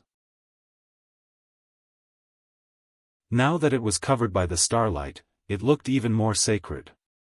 Standing in front of the divine hall of light, Ning Kai looked like an inconspicuous ant. He looked at the divine hall in front of him and fell silent. Extremely complicated emotions welled up in his heart. There was some fear, some excitement, some yearning, but he also wanted to escape. He had risked his life to leave Chang'an, come to the West Hill Divine Kingdom, and sneak into the Peach Mountain just to come to the Divine Hall of Light and see her. He had been calm throughout the entire process. However, when he was about to meet her in the Divine Hall of Light, he could no longer control his emotions. No matter how hard he tried to convince himself that she was Sang in the Divine Hall, that she was the dark and skinny girl he raised, and that blood was thicker than water, she was in fact Haotian. There was a saying called the difference between heaven and earth, which was used to describe the distance between two people. There was also a saying called the distance between heaven and man, which was used to describe the fact that they could never touch each other. He was a mortal, and she was Haotian. The distance between them was like the distance between heaven and earth. They were separated by a high wall that connected heaven and earth. The distance between heaven and earth was, in fact, eternal. Ning Kai's emotions had never been so complicated, and he had never been so afraid. If he wanted to find a similar experience in his past life, it was actually related to her. That time, Sang ran away from home. He sat in the old brush pen shop and waited silently. Then, he searched everywhere in Chang'an. He stayed silent in the scholar's mansion and cursed the heavens and earth by the Yanming Lake. It seemed that nothing had changed. She still ran away from home, and he still had to find her and bring her home. He was worried that he could not bring her home, so he was afraid. Ning Kai suddenly became extremely angry. He did not know if it was because of fear or because she was disobedient like last time. His voice trembled with anger. Is it fun to run away from home? He looked at the quiet depths of the Divine Hall of Light and said, I thought you were young and insensible the first time. What about now? You are already over 20 years old, and you are still insensible? Do you know how dirty the old brush pen shop is now? The dust on the table is more than the dust in the stove. Shouldn't you be doing all these things? What are you doing? You are married, so you should wash the dishes, sweep the floor, and wipe the table. But you can't stop and want to play everywhere. You are not home all day. How can there be so many fun things? Look at this shabby divine hall. It is as cold as a stone tomb. It is not as lively as Lin 47th Street. I don't believe that the Chenjinji cosmetic store here is better than the one in Chang'an. There was no sound from the divine hall of light. Ning Ke became more and more annoyed and said, "Say something. Say something. Why don't you dare to speak? Are you feeling guilty? Have you really made up your mind to separate from me? Give me the arrows and the horse carriage, and leave the black umbrella and that silly thing. You have clearly divided the property, but have you asked for my permission? Okay, let's not talk about whether I have agreed or not. Let's talk about the separation. Since we are going to separate, we should do it thoroughly. I buried half of the banknotes in the old brush pen shop in your grave. I filled in the title deed of the Yenming Lake Manor with your name. I gave the shares of the gambling house to the Scholar Mansion." His mood suddenly became a little gloomy, and he said in a low voice, "Actually, I never thought of separating from you. The disposal of the property was counted as an inheritance. Since you are still alive, the disposal is naturally invalid. How about you return the things you took, and we will pretend that nothing happened." There was still no sound from the divine hall of light.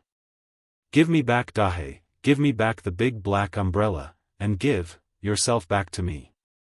Ning Ke said, "I believe that even if you have forgotten many things, at least you have not forgotten these things.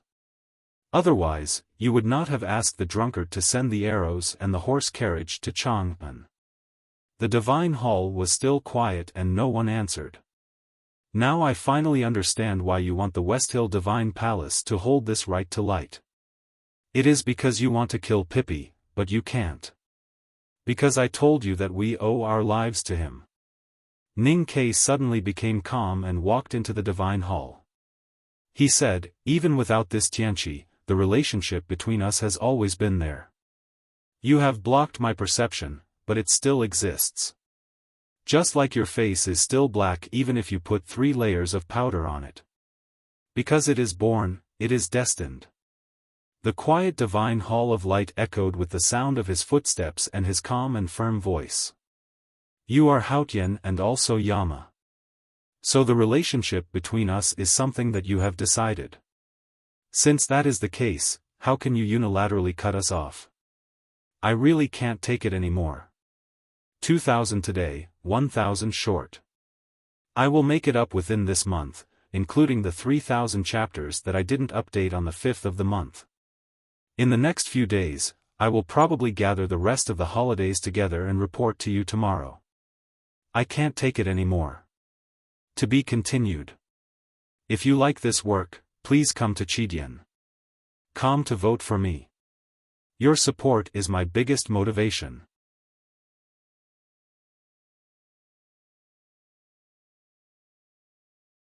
Chapter 900.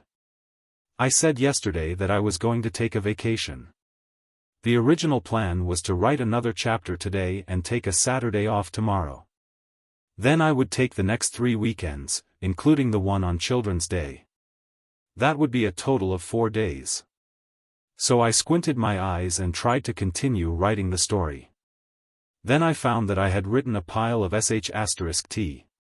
Just when I felt that I had written a pile of sh*t, I finally saw Canghai's review in the book review section. I read it carefully and kept silent for a long time. Because his praise made me confused, I gave up on that pile of sh*t.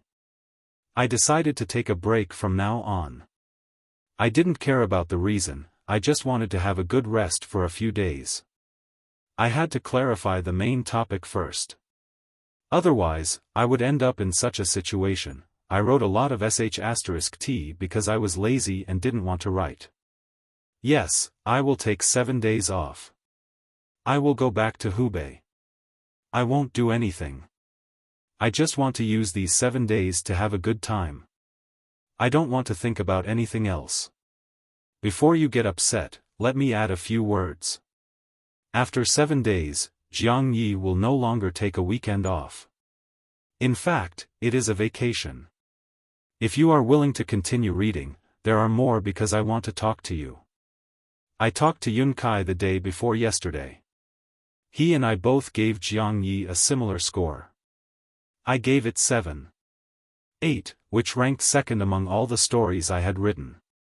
We both thought it was good. However, I wasn't satisfied. This was because I had written more than an 8 out of 10. The main reason I gave Jiang Yi 7.8 out of 10 was because I hadn't finished the book yet. There was still 1.5 volumes of content and several 100,000 words. If I could write better in the later chapters, I was confident that I could get more than an 8 out of 10. I was ambitious about Jiang Yi. I reported to everyone when I started writing the book 2 years ago that I wanted this book to be good. The result was good, which proved that my writing was good. But ambition was like weeds. It was hidden, but it didn't mean it didn't exist. Besides writing good, I also wanted to write well. Just like what Sanghai said in the book review, the Academy said that life should be meaningful, which in fact means that I said that books should be well written. If there is some meaningful material, then it is the so-called good writing.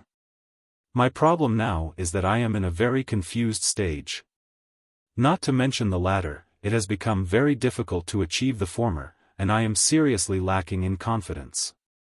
As for why I have this feeling, it has nothing to do with anything else. It is purely because I am a little tired from writing, and my ability to conceive the plot has been severely tested. This was truly a painful matter. Cloud knew that I had been living a chaotic life over the past few days, and that I was incredibly worried. Some of my friends would think that this was nothing more than my latest excuse for slacking off and taking time off. I deserved to be teased or scolded. Alright then, I was probably one of those legendary bitches who couldn't sleep and would sit in front of the computer. Actually, I was still playing games and procrastinating. I wasn't writing because I couldn't write, and I wasn't thinking because I couldn't think of anything. Why was it that what was written and then deleted was bullshit? Because I haven't slept for more than 30 hours. Why haven't I slept? Because they were playing. Why were they playing? Because he couldn't sleep. Why couldn't he sleep? Because he would start thinking of plots while lying on the bed.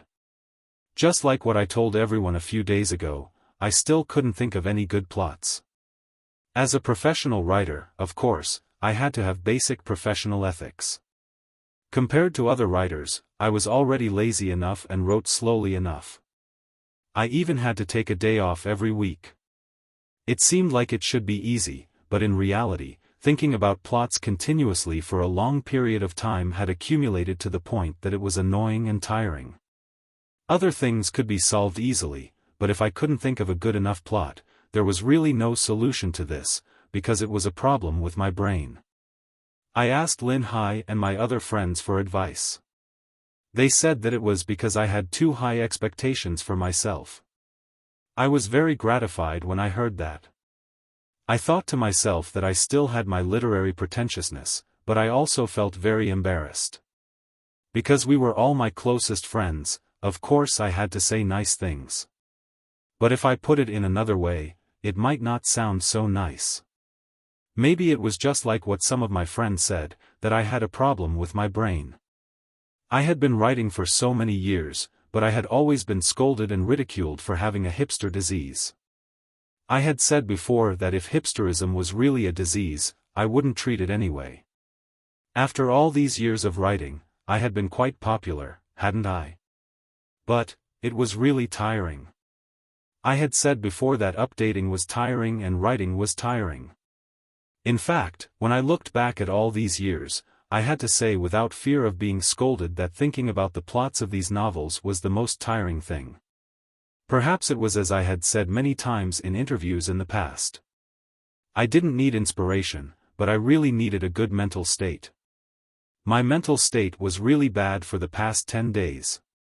Now that I thought about it, if we were talking about the mental state of writing plots, it was still during Suzaku. Was it because I was single at that time?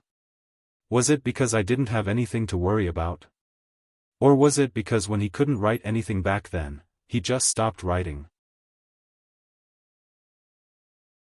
He didn't have to do what he was doing now, desperately struggling to write a satisfactory chapter, but accumulating the pressure until the next day, until he couldn't bear it anymore. I remembered the first time I went to the Northeast to meet the leader in September that year. I immediately applied for a month's leave. I didn't feel any psychological pressure when I applied, and the readers happily wished me a safe journey. Of course, the situation now was definitely different from back then. Professional writers had to be able to withstand this kind of pressure. The readers spent money to read, tipped, and voted, so why shouldn't I work hard? But there were really many kinds of hard work. My current terrible mental state was really the result of hard work. I had to think of a way to change it. I had to make hard work produce results. Only then would I be able to write well for the next 20 years. Only then would I be able to continue writing for you for the next 20 years. Starting from the year of Qingyu, in these 6 years, I've applied for all kinds of leave, sick leave, personal leave, annual leave that I couldn't write out, but I've never applied for leave without a reason. I really couldn't find a reason for this 7 days of leave. I just needed a period of time to relax, or even to party. If I can't drink beer, then I'll drink less white wine. Taking a break doesn't always have a good result. It might even make the author lazier, or even collapse. But I'm not worried about this, and you don't need to worry either. Because the purpose of my rest is to write this story above an 8 out of 10. I want all the stories I write in the future to be above an 8 out of 10. I can definitely do it. To achieve this is indeed a difficult task. But I have confidence, because I know that deep down, I'm a ruthless person. I'm a ruthless person to myself. More than 10 years ago, in Chengdu, I went to the stadium with my university classmates to buy tickets for a football match. I wanted to resell the tickets to make some money. At that time, it was really overcrowded. We lined up for an entire night, and in the wee hours of the morning, the line was broken. The iron railings were knocked down, and some people fell to the ground bleeding. Some people were squeezed until their intestines were cut into pieces. In the end, all the classmates around me were squeezed out, and only I stood at the very end with a dull expression. I bought the tickets, and in the end, I earned $4. This was a famous joke in our university, and it was also a good joke that has continuously provided me with moral support. I know to what extent I can do it. I wrote 2,500 words for this leave of absence. I said this not to express my sincerity, but to say that with my current mental state, I'm afraid that I won't be able to write good content. But if I don't care about the quality, it really isn't difficult to write a 3,000-word chapter of Approaching Night. Of course, this explanation might not have any meaning. My friends who want to scold me will still scold me. But for those of you who have been supporting and tolerating me all these years, I want to explain it to you. I once wrote this sentence in one of my monthly votes: you can choose not to vote, but I can't not vote. What I said was powerful and resonant, and it caused countless echoes in the pugilistic world. In fact, this chapter has the same meaning. Perhaps you don't want to hear my reason, but I have to seriously report it to you. No matter what, I thank everyone. To be continued. If you like this work, please come to Qidian. Come to vote for me. Your support is my greatest motivation.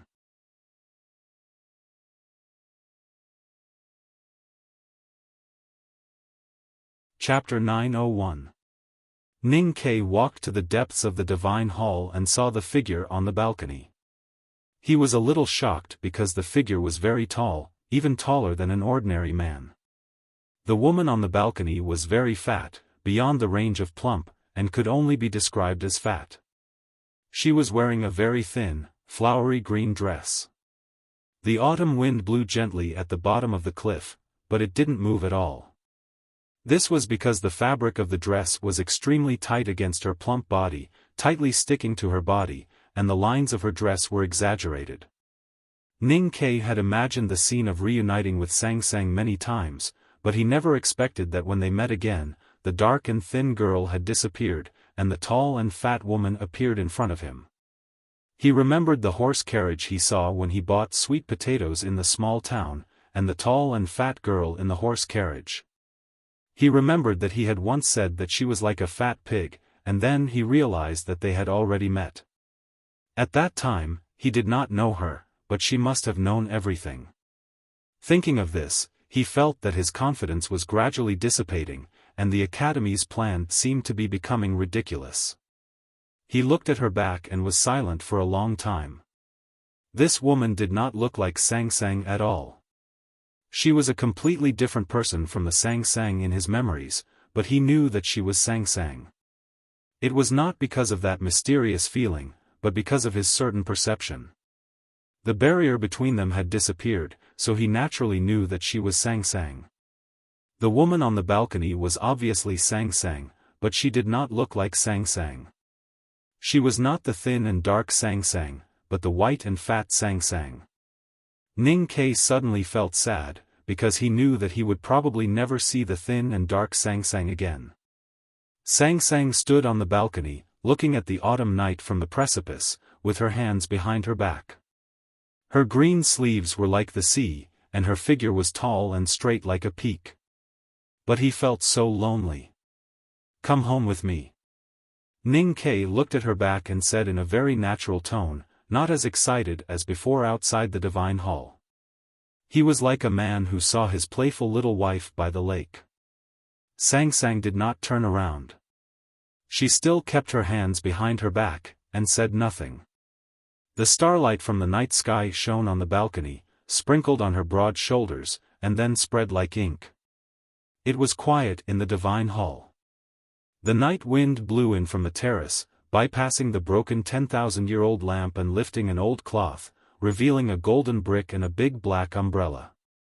Looking at that place, Ning Ke walked to the balcony after a moment of silence. He came up behind her and put his hand on her shoulder, as if to brush the starlight away from her. The night breeze was gentle. His fingertips fell on her shoulders and then fell again. The tip of his finger had been sliced off. Blood gradually flowed out and condensed into an extremely neat circle. It looked like a dark red dot, as beautiful as a cinnabar mole on a beauty's body. There were countless lines invisible to the naked eye on the balcony, dividing the space into two completely different worlds, Sang Sang's world and the human world. Sang Sang's world was composed of the most basic laws, including the laws of space. As long as she didn't allow it, no one could enter her world. Her world and the human world were extremely far apart. Even if she came to the human world, it was still the same. She was clearly standing in front of Ning Ke, but it seemed that she was far away.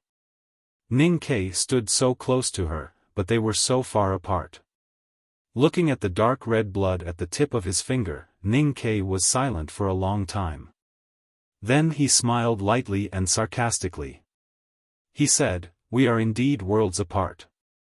He raised his head to look at her tall back, at her plump waist and buttocks, and said, "You've gotten fatter and taller. You've changed. I think you've forgotten a lot of things." Sang Sang still did not speak or turn around. She held her hands behind her back and looked at the mountains under the night sky. "I can't forget those things. That year in Hebei province, starving people killed each other, and their parents traded their children for food. Although I survived, I had already become one of them. If I hadn't dug you out from the pile of corpses, I don't know how I would have lived alone. So not only did I save you, in a sense, you also saved me. You allowed me to live more like a human. You allowed me to find a bright reason to live when I committed all kinds of crimes in Min Mountain and the wilderness. Yes, for me at that time, you were the only light on my back. You were even the only reason for me to live in this world." Looking at her back and her hands behind her back, Ning Ke suddenly wanted to hold her hands.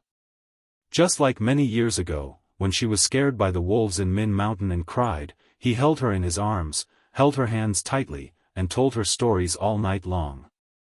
Now her hands were not so small, but he still wanted to hold them. This desire was so strong that his voice trembled slightly. I don't know if you have ever thought about what the meaning of life is. You are an eternal and objective existence, while human beings are just passers-by on the journey of time. Our lives are very short and will inevitably end one day. It is easy to fall into the path of nothingness. In the end, the reason that can make us resolutely go through every day is nothing more than something that appears to be more powerful in the spirit, such as emotions. If you carefully analyze these things, you will often find that all of these things are based on memories. The more memories you have, the stronger and longer the emotions you have. I don't want to recall those things with you now. But you know very well that we have memories that neither of us can compare. So you can't leave me, and I can't leave you. As I have said before, you are my natal, and you are my life.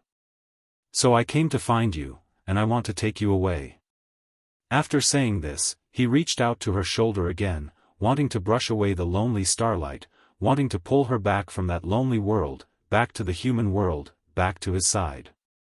There were countless crisp cracking sounds on the balcony, and his sleeves were instantly torn into countless pieces. The pure Great Spirit covering his arm only lasted for a very short time before it was cut into pieces by the lines in the space. Countless fine lines of blood appeared on his arm, and it looked like it was about to be cut off. Suddenly, the space rules that divided the world into two sides disappeared, and the horrible blood lines on his arm did not continue to go deeper. Because Sang Sang opened her own world. Sang Sang slowly turned around and looked at him quietly. There was no emotion in her eyes, only calmness. Ning Ke had not yet recovered from the shock of her opening her world. Looking at her eyes, he became more and more shocked and speechless, because he had never seen her look like this. Sang Sang reached out and held his frozen hand in front of him. He felt that her hand was very soft and very warm, just like the lake water, which could contain everything. No, it was not a hand, but a gentle universe, which made him a little fascinated. She was his natal, so she could feel what he was thinking, and when they held hands, he could also see her consciousness and her thoughts. Haotian's consciousness was so vast as the sea of stars, that ordinary people could not bear. Even if Sang Sang tried to control it at this time, Ning Ke's sense of perception still set off shocking waves.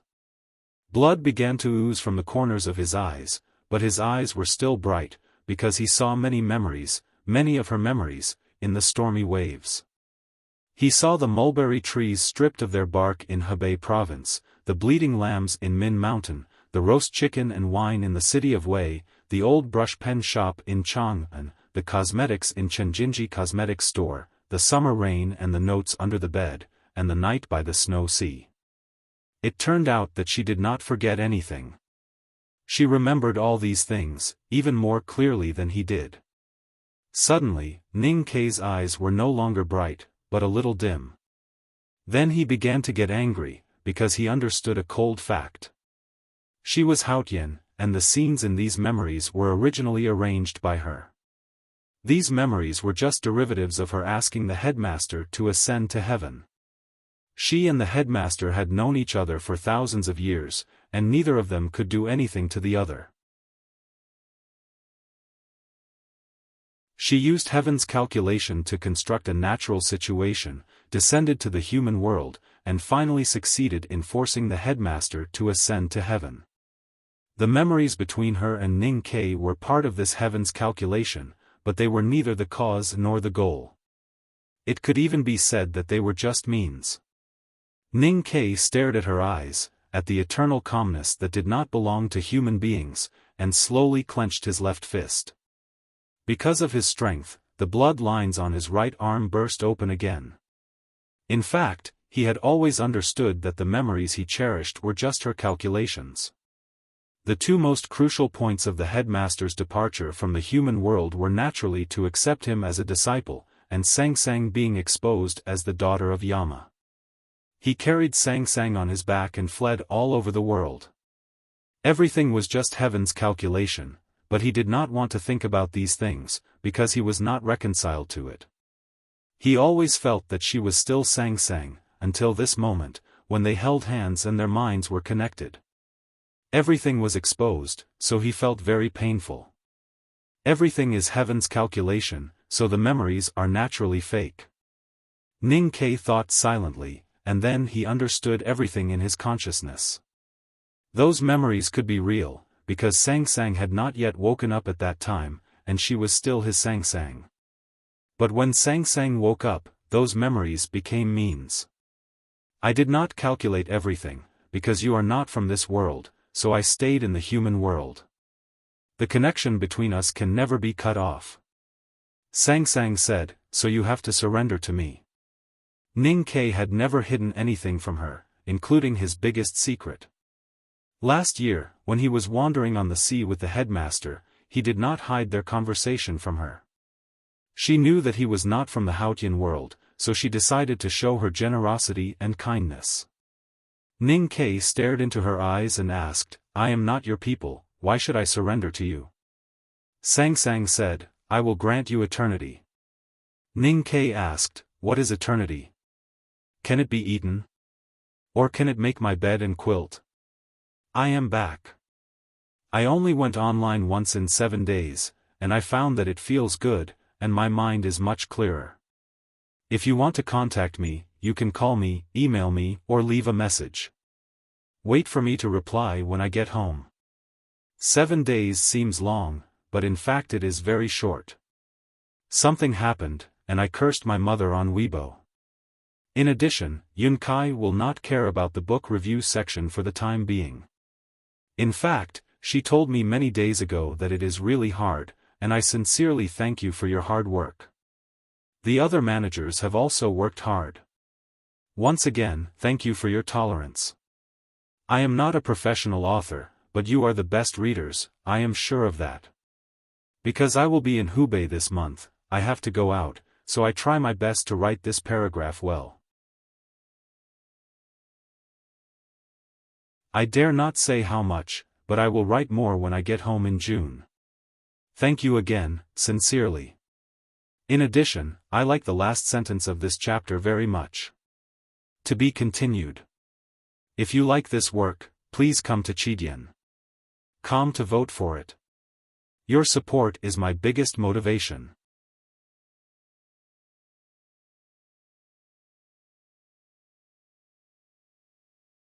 Chapter 902. Every death in the world is a reunion after a long parting. Outside Chang'an, the drunkard once said this to Ning Quebec. Ning Ke never understood what it meant. It was not until this moment that he realized it was an invitation. Sang Sang asked the drunkard to tell him this. According to the doctrine of Haotian, the death of a believer was to return to the kingdom of light and the embrace of Haotian. If he was willing to surrender to her, he could be with her forever after death. What was surrender? It was Ning Ke removing the natal connection with Sang Sang. Although she was Haotian, she had to obey the rules of the world of Haotian. When she found that she could not cut off this mortal bond, she could only hope that Ning Ke could do it himself. Haotian would not deceive the world. When the world chased after the daughter of Yama, it was not her who deceived the world. It was the mistake of the people who were blinded by dust. She said that she would grant Ning Ke eternity, so there must be eternity. Even if Ning Ke's answer was so rude, she was not going to change her mind. If the hierarch knew that Haotian would grant such a great gift, he would be mad with jealousy. But Ning Ke's mood did not change. He stared into her eyes and continued, God does not negotiate with the world. Why do you negotiate with me? Do you like me? Or are you afraid of me?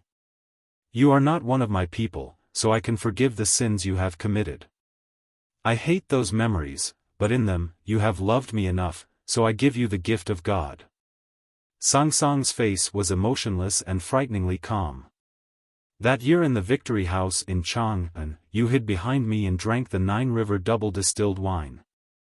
You were so happy that you forgot Longqing. Longqing asked me to give you to him. I said he was very beautiful.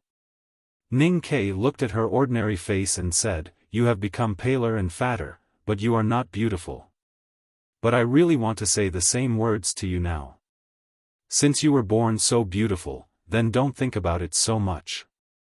In my past life, I didn't respect you, but I doted on you. Why should I submit to you?" Sang Sang said, "In my memory, you are a person who is afraid of death." Ning Ke said, "Then you should remember that I am afraid of some things more than life and death." Sang Sang asked, "What things?" Ning Ke replied, "For example, you and my relationship." Sang Sang said, "So even if you will be killed by me, you will not submit to me?" Ning Ke said, "In fact, I don't think you will kill me. That is why I have the courage to stand here." Sang Sang frowned slightly and said, "Why wouldn't I kill you?" "Because you are my origin. So? If I die, you will die too. Haotian will never die. But it will be washed clean. Will the new Haotian still be the original Haotian? You have left Haotian's divine kingdom, but you already exist. You have the memories of the human world. You have the dust and breath on your body."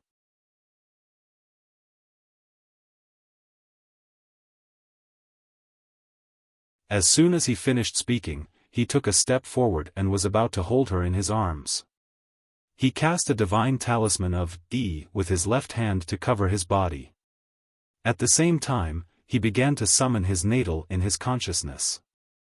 He began to summon Sang Sang. On the cliff by the snow lake that year, he sang a song for Sang Sang. Sang Sang understood the song and the call and invitation in the song. It was different from the invitation that she conveyed through the drunkard. That invitation was so close that it meant absolute obedience. Even the shadow of death and the threat of Yama could not tear it apart. Any life with self-consciousness would instinctively resist such an absolute one-sided connection. Even if they finally accepted it, it would take them a long time to struggle. But Sang Sang, who was standing on the cliff at that time, did not hesitate or struggle. She agreed to the invitation because she was not Haotian at that time. She was his little handmaiden. Once the natal connection was established, it was indestructible. Even Haotian could not cut it off by himself. So Sang Sang's face instantly turned pale and her thin eyebrows furrowed. This was the most crucial part of the Academy's plan. To be precise, it was a continuation of the headmaster's trip to the human world with Sang Sang last year. It was also the reason why Ning Ke dared to leave Chang'an and come to the divine halls of West Hill. No natal item could refuse a cultivator's order. However, what happened next was beyond Ning Ke's expectation. Sang Sang's face turned pale and her green sleeves trembled for a few seconds.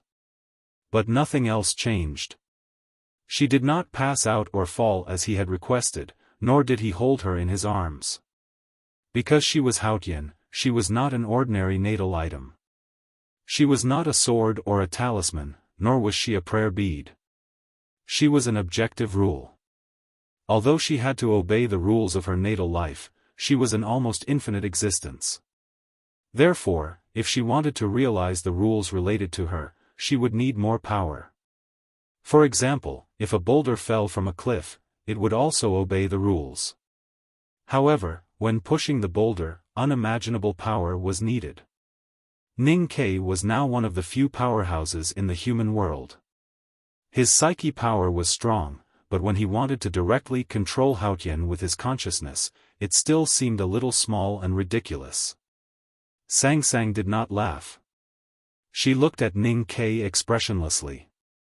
Ning Ke found that the ocean of qi and mountain of snow in his body were instantly locked by the rules that he could not understand. Then they gradually collapsed. The Great Spirit dissipated with the night wind. He lost all his power. Sang Sang slowly let go of his hand. Ning Ke's hand was no longer melted by the gentle water. His body suddenly became light and his feet gradually left the ground. His body was blown by the night wind and floated backward uncontrollably. He floated to the top of the divine hall of light like a dandelion and was bound by dozens of invisible forces. He looked like a poor little reptile in the middle of a spider's web. No matter how he struggled, he could not get rid of those threads. Because those threads were rules. Ning Ke did not struggle. He looked at the blood slowly dripping from his body and remained silent. Sang Sang walked down with her hands behind her back and looked at him quietly. There was no emotion on her face or in her eyes. She was looking up, but it felt like she was overlooking the whole world. She just looked at him and he was defeated. Because she was Haotian. But Ning Ke knew that he had not completely failed because he was not dead. She was still his natal item. Ning Ke began to think about how to continue this battle. There was no precedent for this battle. Whether it was the battles of youngest uncle, the headmaster of academy, or Lu Bai, they were all different. He had no one to learn from. His train of thought was interrupted by a sudden sharp pain. The shoes on his feet were broken into pieces, and then his skin was broken into pieces. Blood and clots kept peeling off, like the skin of a wall after being drenched in rain and exposed to the sun. In the blink of an eye, his feet were sliced apart by countless tiny spaces. His flesh and blood were sliced into tiny and regular shapes, falling to the ground of the divine hall several dozen meters below. Only white bones were left on his feet, smeared with blood and flesh. The scene was extremely horrifying. It must have been deliberately delayed. Although the speed of the space cutting was fast, Ning Ke could still clearly see the horrible process. Most importantly, he had enough time to feel the pain. Ning Ke had been injured many times in his life. He had also been punished by the horse gang in the wilderness. But he had never felt such clear and horrible pain. His lips were blue and white. Bean-sized beads of sweat seeped out and fell to the ground of the divine hall, diluting the flesh and blood. A majestic voice kept echoing in his sea of consciousness, like tens of thousands of drums being beaten at the same time, or like tens of thousands of wooden buildings collapsing. This voice had complicated syllables that he couldn't understand, but it also had an unusually clear manifestation of willpower, which was submission.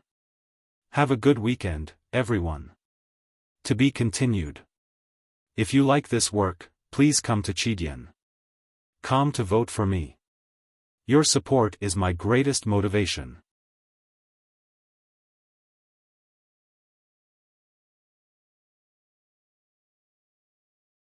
Chapter 903. When Ning Ke woke up, he found himself lying on a cold and hard stone bed. Other than the fence, the walls, the table, and the chairs were also made of stone. He felt that the layout of the room was somewhat familiar. Only when he saw the extremely small stone window did he remember that this should be the U prison in the precipice of Peach Mountain.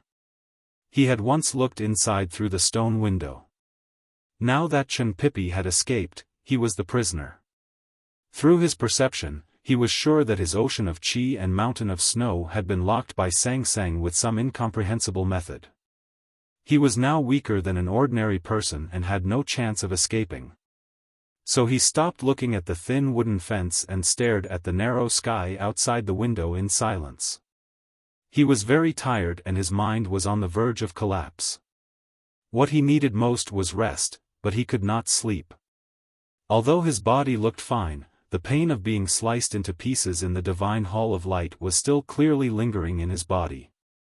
His arms were placed on the stone bed and he did not dare to move. Even so, he was still trembling in pain.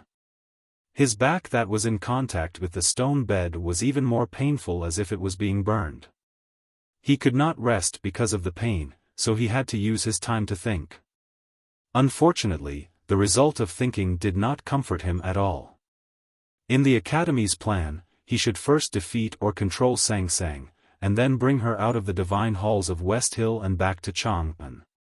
Because only she could truly repair the God-stunning array. Before coming to the Peach Mountain, he knew that the battle with Haotian would be very difficult.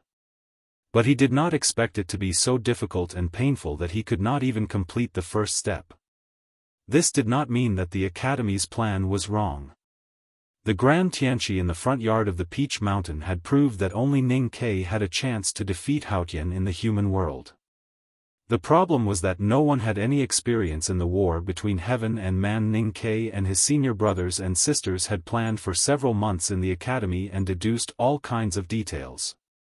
However, they did not expect that the level difference between Haotian and human beings was so great that they could not even control the natal connection. Fortunately, the academy did not fail. As long as Ning Ke was still alive, there would be a chance to win. The battle between heaven and man had entered a period of strategic stalemate. It depended on who could find a way to break the stalemate first. Ning Ke did not know how long he had been in a coma and what had happened in the outside world during this period. After making sure that no one would come to interrogate him, he closed his eyes and began to recall what had happened that night in the Divine Hall of Light. He did not miss any details of those bloody and cruel scenes. That night, he had suffered inhuman torture.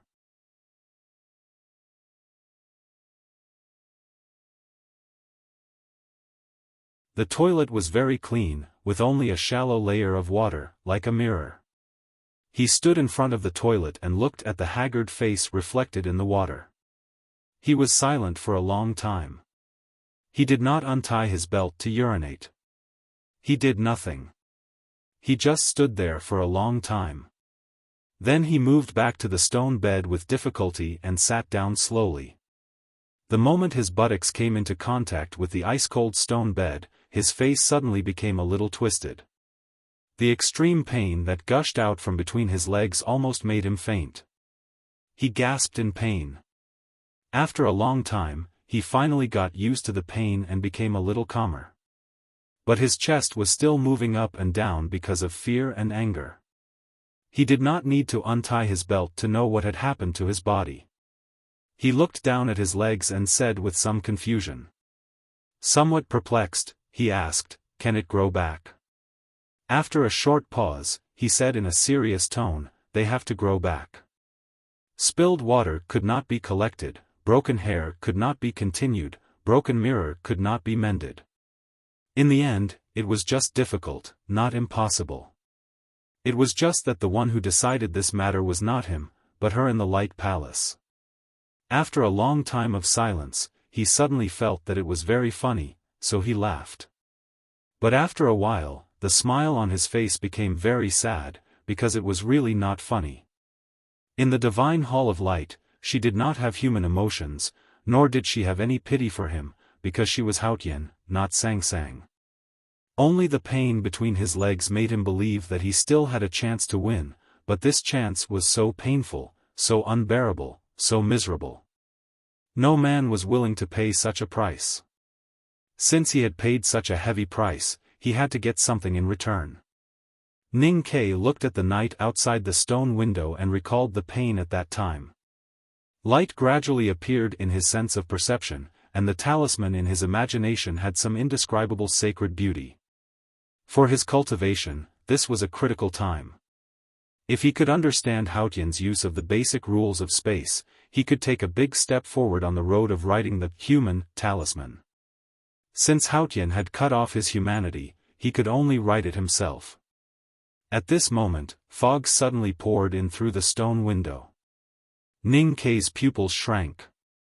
He had once visited the secluded pavilion at night and knew that the fog between the cliffs contained the unreconciled resentment of countless powerhouses in the West Hill Divine Palace. Even in his heyday, he could not resist it and had to rely on the moonlight. Not to mention that his snow mountain and ocean of qi were locked and he had become a useless person. The harm caused by the fog was secondary. The key was that he was meditating on talisman Taoism. If he missed this opportunity, no one knew when the next opportunity would appear. Of course, he knew that this must be what she had done after sensing the change in the secluded pavilion.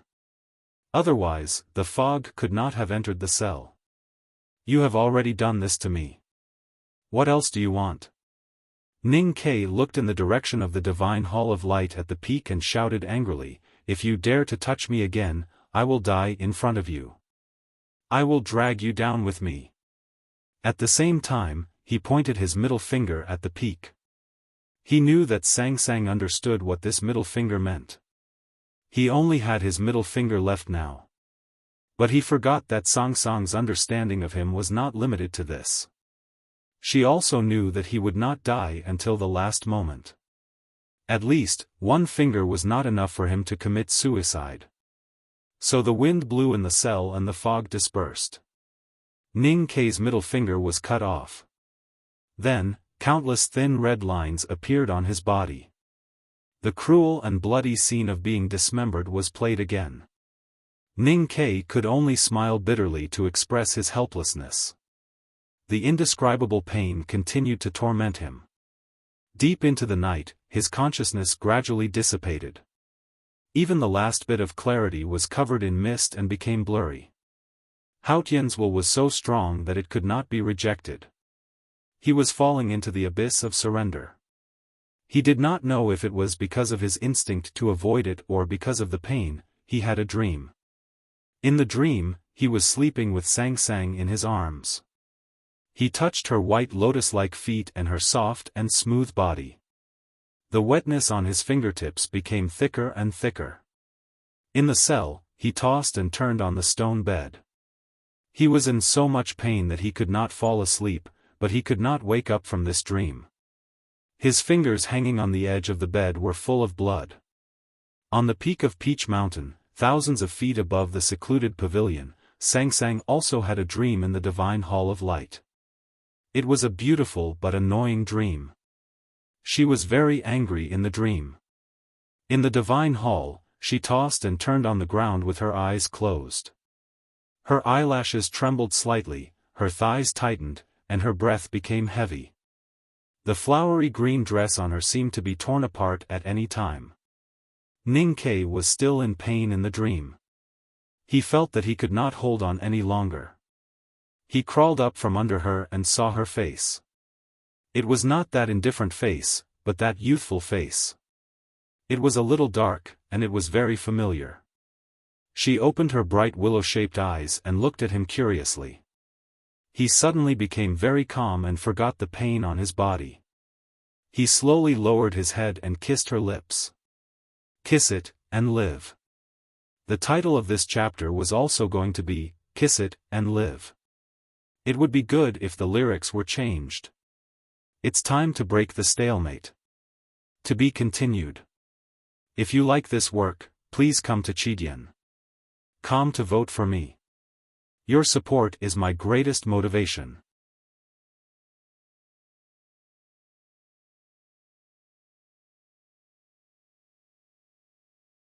Chapter 904. This was a very strange dream. Ning Kei was immersed in the pleasure brought by a man and a woman, but at the same time, he felt the terrible pain of having his flesh cut and bones cut. The two completely different and opposite feelings made his mind feel like it was about to be torn into two halves, and he almost chose to surrender in front of the divine power. Fortunately, he saw Sang Sang's face at this critical moment. The old face and the youthful face brought him true peace. He kissed her and came back to life. He came back to life from the erotic and terrible nightmare. He found himself still lying on the cold stone bed, covered in sweat. He knew that this dream was the result of the confrontation between his consciousness and Sang Sang's. He could not help but feel a lingering fear when he thought of how he was almost subdued. He clenched his fists and stretched the muscles on his arms. Suddenly, he felt a strong pain and discomfort. He confirmed that what happened in the dream was real. He was cut into pieces again. Suddenly, footsteps were heard outside the quiet cell. Ning Kei looked out of the bars and found that it was not the deacon from the judicial department who pretended to be deaf and mute, but someone he knew. The man was young, gentle, and handsome. He wore an ordinary Taoist robe and had a yellow oiled paper umbrella under his armpit. He was He Mingqi, the disciple of Li Qingshan, the former nation master of Tang. After Li Qingshan's death, He Mingqi took over the imperial center of the Tang Empire. But no one knew that he was the most important person the West Hill Divine Palace had hidden in Chang'an. He directly accepted the orders of the Abbey Dean and the hierarch and did what Haotian Taoism had failed to do for 1,000 years. He used the shadow left by Haotian in Chang'an to destroy the God-stunning array. He was also the one who caused the chaos that night in Chang'an. He Mingqi was the one who caused the greatest harm to the Tang Empire in this world war against the Tang Empire. He was undoubtedly at the top of the list of people the Tang Empire must kill for revenge. Because of this, the hierarch sent him to the south after the war and did not let him return to Peach Mountain until the right to light. Ning Ke looked at him outside the bars. His eyes were calm, without a trace of anger. But this absolute calmness showed his true attitude, because he could only be so calm when he was looking at a dead man. According to the Southern Gate Temple's Taoist system, He Mingqi should be his senior brother. But in his eyes, He Mingqi was already a dead man. In the eyes of all the Tangs, He Mingqi could only be a dead man. He Mingqi pushed open the bars and walked into the cell. He placed the food and water on the stone table and then gently lifted the front of his Taoist robe. He sat on the stone chair and looked at Ning Ke on the stone bed. Different from Ning Ke's calm and emotionless eyes, the emotions in his eyes were very complicated, with some envy, some jealousy, some fear, some sympathy, and some admiration. In Chang'an, He Mingqi always held a yellow oiled paper umbrella under his arm and walked between the Imperial Palace and the Southern Gate Temple with his body slightly bent. Compared to Ning Ke, he was so low-key that he did not attract any attention. Now Ning Ke naturally knew that this was just a facade he deliberately put on. His status in Haotian Taoism was probably far beyond people's imagination. Otherwise, the Abbey Dean and the hierarch would not have given him such an important task, and he would not have been qualified to enter the U prison to see him. If Long Qing was said to be the brilliant and beautiful son of God under the sunlight of the West Hill Divine Palace, then He Mingqi would be the opposite, hidden in the shadows of the West Hill Divine Palace. This person was very shrewd and his cultivation state might have long surpassed the upper state of see-through. Even after the chaos in Chang'an, no one in the Tang Empire knew if this person had reached the knowing destiny state. Of course, now that Ning Ke had become a useless person, He Mingqi's true state had nothing to do with him. Ning Ke only felt a little regretful. That day in the front yard of the Peach Mountain, when he received Tianqi and was invincible, he had looked for He Mingqi. However, he did not know if this person had an unimaginable ability to predict danger, or if he was extremely lucky, but he had actually left the hierarch's sacred sedan and hid somewhere. He Mingqi did not speak, and Ning Ke naturally would not speak either.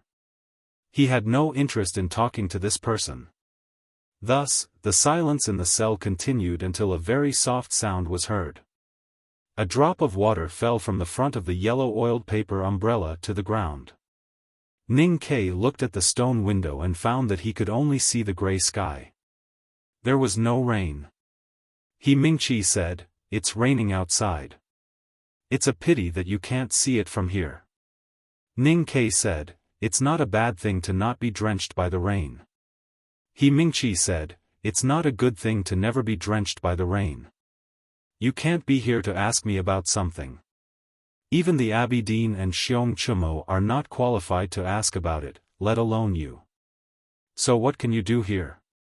Get some kind of pleasure from seeing me being imprisoned? Not being able to see the rain is part of it. But why do I feel that you are jealous of me?" Ning Ke said while looking at the stone window. There was no emotion in his voice. He Mingqi was silent for a moment and said, "I am indeed jealous of you." Ning Ke looked at him and said, "There are thousands of reasons for people to be jealous of someone like me. It can't be helped if one is too outstanding. You don't have to feel inferior because of it."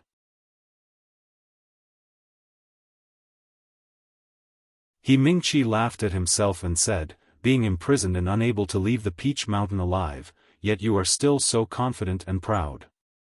In this aspect, I am indeed not as good as you. Ning Ke said, you are not as good as me in all aspects. There is no doubt about that. He Mingqi said, that's your opinion. It doesn't represent mine. Yes, I am indeed jealous of you. Because I don't understand why Haotian let you live. Ning Ke saw the confusion and piety in the depths of his peaceful eyes and understood the subtle reasons. He said, your level is too far away from these things. He Mingqi said, in Chang'an, I followed Haotian's shadow. Under her will, I destroyed the god-stunning array. I am the mortal closest to her in this world. Ning Ke said, no one is closer to her than me. He Mingqi said, yes. That's why I am jealous of you. Ning Ke said, jealousy can easily drive people crazy. Or you can try to kill me. He Mingqi said after a moment of silence, no one can go against Haotian's will. Ning Ke said, my master did it, youngest uncle did it, and I did it many times. He Mingqi said, so the headmaster and Mr. Ku are both dead. Ning Ke said, but I am still alive. He Mingqi said, yes. Ning Ke said, as long as I am alive, I can prove that Haotian is not omnipotent. He Mingqi said, yes. Ning Ke said, so you really want to kill me? He brought the conversation back to the key point. He knew very well that he was a blasphemous existence in the heart of a devout Taoist follower like He Mingqi. He Mingqi stood up in silence and put the yellow oiled paper umbrella back under his armpit. Ning Ke reminded him, the umbrella is wet. It's indecent for your armpit to be wet, and people will easily suspect that you have a body odor. Similarly, if you want to kill me, don't have killing intent towards me. Otherwise, it will be difficult to succeed. He Mingqi held the yellow oiled paper umbrella in his hand and looked at the water stains on the ground. He asked confusedly, why do I feel that you really want to be killed by me? Ning Ke was silent for a moment and said, this is still something you can't understand. If he died, Sang Sang would die, and the Academy and the Tang Empire would win the war. The headmaster would have a much higher chance of winning in heaven, and there would be hope in the human world. He was on the verge of collapse after being tortured by 1,000 cuts. He had many reasons to die. But he didn't want to kill himself. He didn't want Sang Sang to die because he was afraid and unwilling. So he hoped to be killed so that he could die with Sang Sang. At least that was out of his control. He Mingqi didn't understand what he meant, but he felt strongly humiliated. He mocked, now you have no chance to kill me. Don't you feel a little regretful? Ning Ke said, I felt regretful before, but not now. Because I suddenly realized that even though I'm a useless person now, there are still countless ways to kill you. To put it more accurately, if I want to leave Peach Mountain or the human world, I will kill you first. That means you won't live for long. He Mingqi still didn't understand what he was saying, but for some reason, he felt a chill in his heart. He asked, how could you kill me? Ning Ke looked at him and said, if Haotian wants you to die, how long can you live? He Mingqi repeated the conversation in the U prison without missing a word. Even though you made a great contribution to Taoism in Chang'an, if something like today happens again, I will have to grind your bones into ashes. The hierarch looked at He Mingqi who was kneeling down the stone steps and said. He looked very tall in the gauze. Even though everyone knew that he was just a short and skinny Taoist after the right to light, he still shone brightly in the divine hall and no one dared to question him. He was reprimanding He Mingqi, but his voice was so humble because he knew that if the one in the divine hall of light was willing to listen, he would be able to hear his voice. He Mingqi said, I don't understand why Haotian didn't kill Ning Quebec. He knew that Haotian was on the Peach Mountain, and he knew that Haotian knew everything. But he still raised his doubts. It didn't mean that he had lost his respect for Haotian, but he thought that he was thinking for Taoism and that his piety would be understood by Haotian. Many people in the West Hill Divine Palace, including him, could not understand why Ning Ke had not been executed. After all, once he died, the god-stunning array would lose its master. If the two seniors were to kill the masters in the academy, Chang'an would fall, and the Tang Empire and the academy would be destroyed. The hierarch frowned slightly and scolded, "How can we ordinary mortals understand Haotian's will? You have no right to think about these things." He Mingqi lowered his head and kept silent for a long time. He suddenly felt that Haotian might need his help, just like how Ning Ke wanted to be killed. But this thought was too disrespectful. He was terrified and sweated profusely. To dispel this fear, he thought of something important and reported, "I heard that the great divine priest of judgment is in a bad mood these days and occasionally looks at the divine hall of light from afar." To be continued. If you like this work, please come to Chidian. Come and vote for me. Your support is my biggest motivation.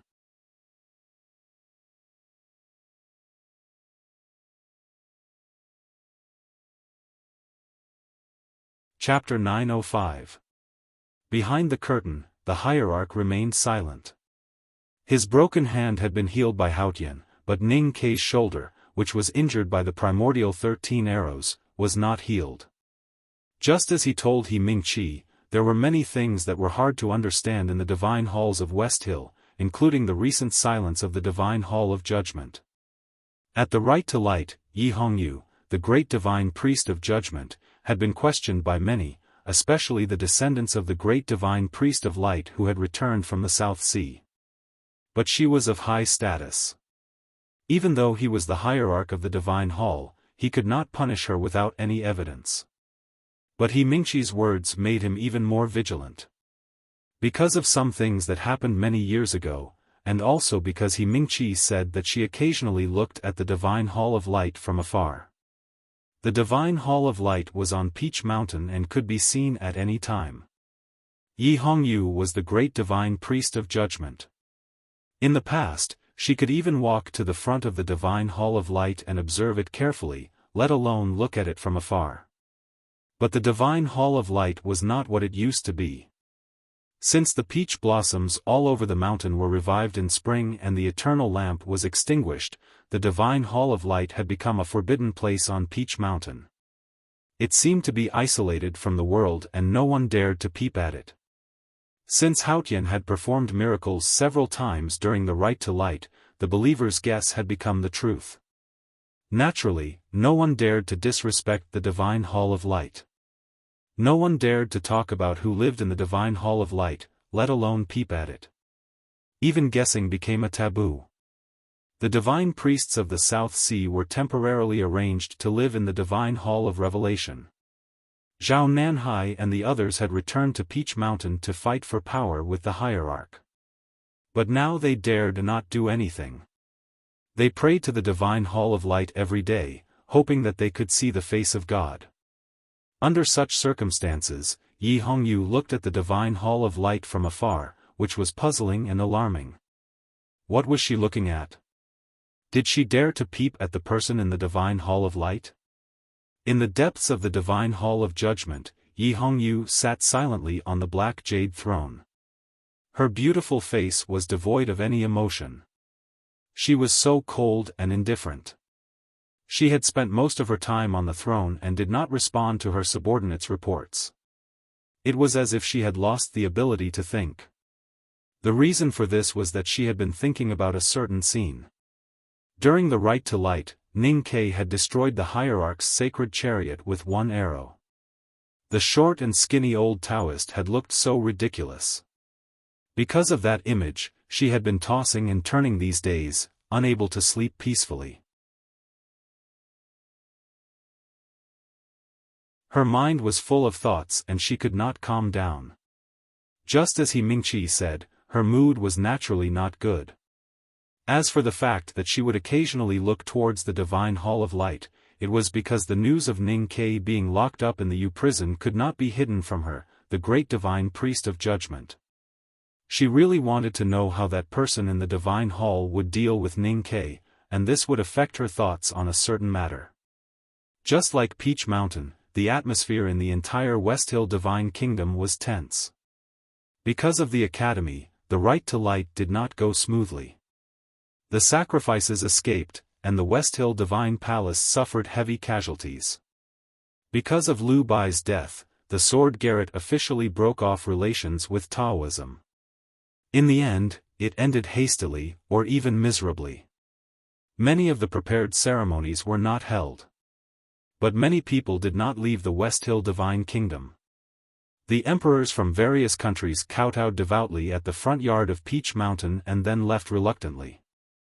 But the diplomatic corps stayed, as well as the dancers and musicians who were supposed to participate in the ceremony, and tens of thousands of believers. Haotian was in the human world, and he might be in the West Hill Divine Palace. Under such circumstances, how could those devout believers leave the West Hill Divine Kingdom? They could not be moved even if they were stabbed with knives and axes. Therefore, the front yard of Peach Mountain and the surrounding villages were still filled with people, but no one dared to make a ruckus. The Tang Empire did not send any diplomatic corps to the right to light. The ones who came to the West Hill Divine Kingdom were the House of Red Sleeves, which had no official status. In fact, if the West Hill Divine Palace had not insisted on including this clause in the treaty, the Tang Imperial Court would not have even sent the House of Red Sleeves. Because everyone knew that the Tangs would not be treated well here. The House of Red Sleeves was scheduled to perform after the right to light. But Chen Pipi was rescued by the Academy, so the celebration could not continue. After that, they prepared to leave Peach Mountain, but were forced to stay by the West Hill Divine Palace. This was a war between the Tang Empire and the West Hill. The Academy had disrupted the right to light, but they were forced to stay. This was a depressing and dangerous matter. The girls of the House of Red Sleeves lived in a small town in front of the mountain. Their house was ordinary, and there were many cavalrymen of the Divine Halls guarding outside. The girls were naturally afraid that misfortune would befall them at any time. The leader of the House of Red Sleeves was Xiaochao. She used to be a childish and adorable girl, but now she had matured. Although she was still young, she already had the demeanor of a great general.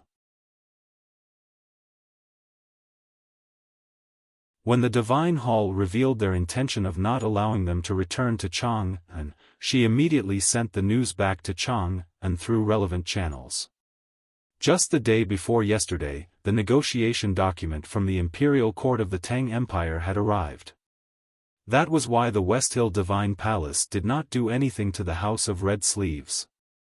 But Xiaochao knew that the letter from the Imperial Court could only temporarily alleviate the current situation. It could not really bring the girls of the House of Red Sleeves back to Chang'an. If they continued to stay in such a hostile and dangerous environment, she was worried that the girls, who were on the verge of a nervous breakdown, could only hold on for a few more days. Your Excellency, I want a definite answer. Xiaochao looked at the West Hill Divine Priest in front of her and said calmly and firmly, if the Divine Halls do not allow us to leave the West Hill, I need a reason, and so does the Tang Imperial Court. The West Hill Divine Priest squinted at her and said, are you threatening the Divine Halls? Xiaochao slightly lowered her head and said, I dare not. But the Divine Halls also have to be reasonable. The West Hill Divine Priest sneered and thought that the Divine Halls had lost face because of the Tangs who made the right to light end up like this. How dare you ask the Divine Halls to be reasonable? I said a few days ago that since you are here to dance, how can you leave? Xiaochao said, if you want to see the dance, we can do it any time. When? The Divine Priest frowned and said unhappily, it is a great honor for the Divine Halls to ask you to dance. Just wait patiently for the order. Why do you have so many questions? Be careful that you will be punished for being disrespectful. Xiaocao's chest rose and fell slightly. She suppressed her anger and said, even the dance needs time to prepare. Please tell us the date, Your Excellency. The Divine Priest said indifferently, I don't know. Xiaochao asked, then who knows? The Divine Priest looked at her and said mockingly, I don't know either. Xiaochao said calmly, I want to see the Hierarch Lord. I think he must know. Who are you to want to see the Hierarch Lord? The divine priest scolded. Xiao Chao remained calm and said, Then I want to see the great divine priest of judgment. The divine priest looked at Xiao Chao and said mockingly, Even now, you stubborn Tangs still refuse to accept the reality? Let me tell you, unless you die, you will never cross this threshold again. The Tang Imperial Court's document failed to persuade the West Hill Divine Halls to let the House of Red Sleeves go back to Chang'an. From that moment on, Xiao Chao knew that the ending that awaited her and the girls would be extremely miserable. Even if the Imperial Court was willing to start another war with the West Hill Divine Halls for these ordinary girls, they would not be able to change the fact that they would die. The girls of the House of Red Sleeves also understood this, but no one had ever mentioned it. They always held on to the slightest hope. Until the divine priest pointed it out, Xiao Cao's expression became gloomy. Faint sobbing sounds came from the house behind the courtyard. The West Hill divine priest was very satisfied with the sobbing sounds. When he was about to say something to make the Tang girls more miserable, the courtyard door was suddenly pushed open. He turned to the West Hill Divine Guards and asked, What's the matter? One of the West Hill Divine Guards said, A lord wants to see the girls of the House of Red Sleeves. The divine priest frowned unhappily and said coldly, Which hall is the lord from? I am ordered by the Hierarch Lord to look after these Tang girls personally. No one is allowed to see them. The West Hill Divine Guard scolded, Who are you? How dare you inquire about such things?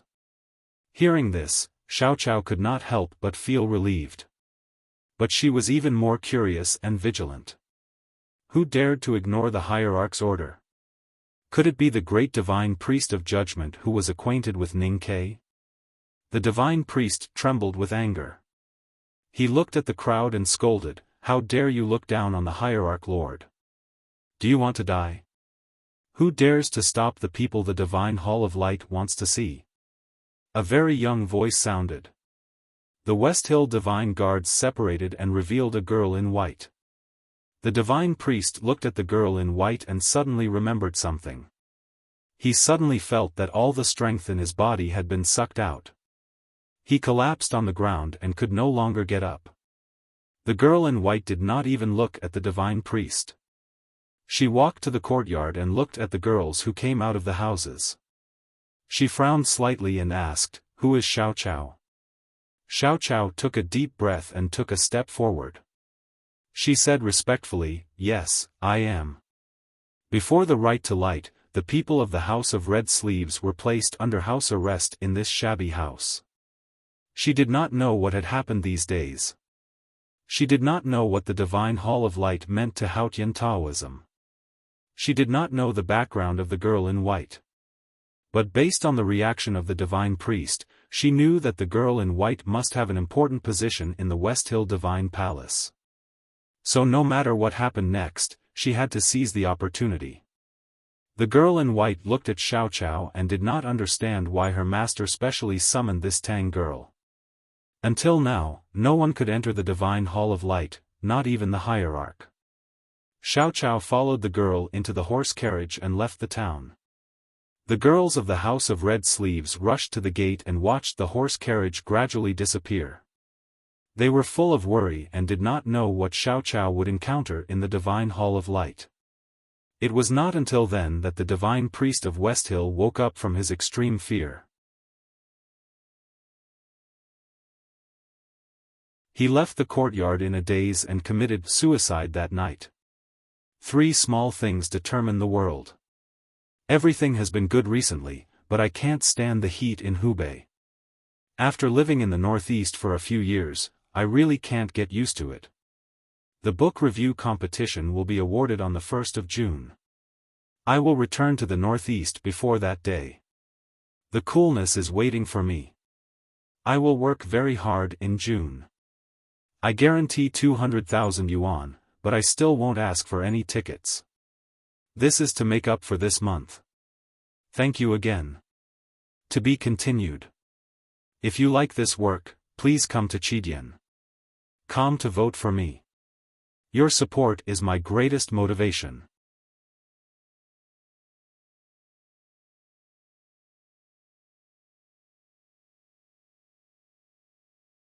Chapter 906.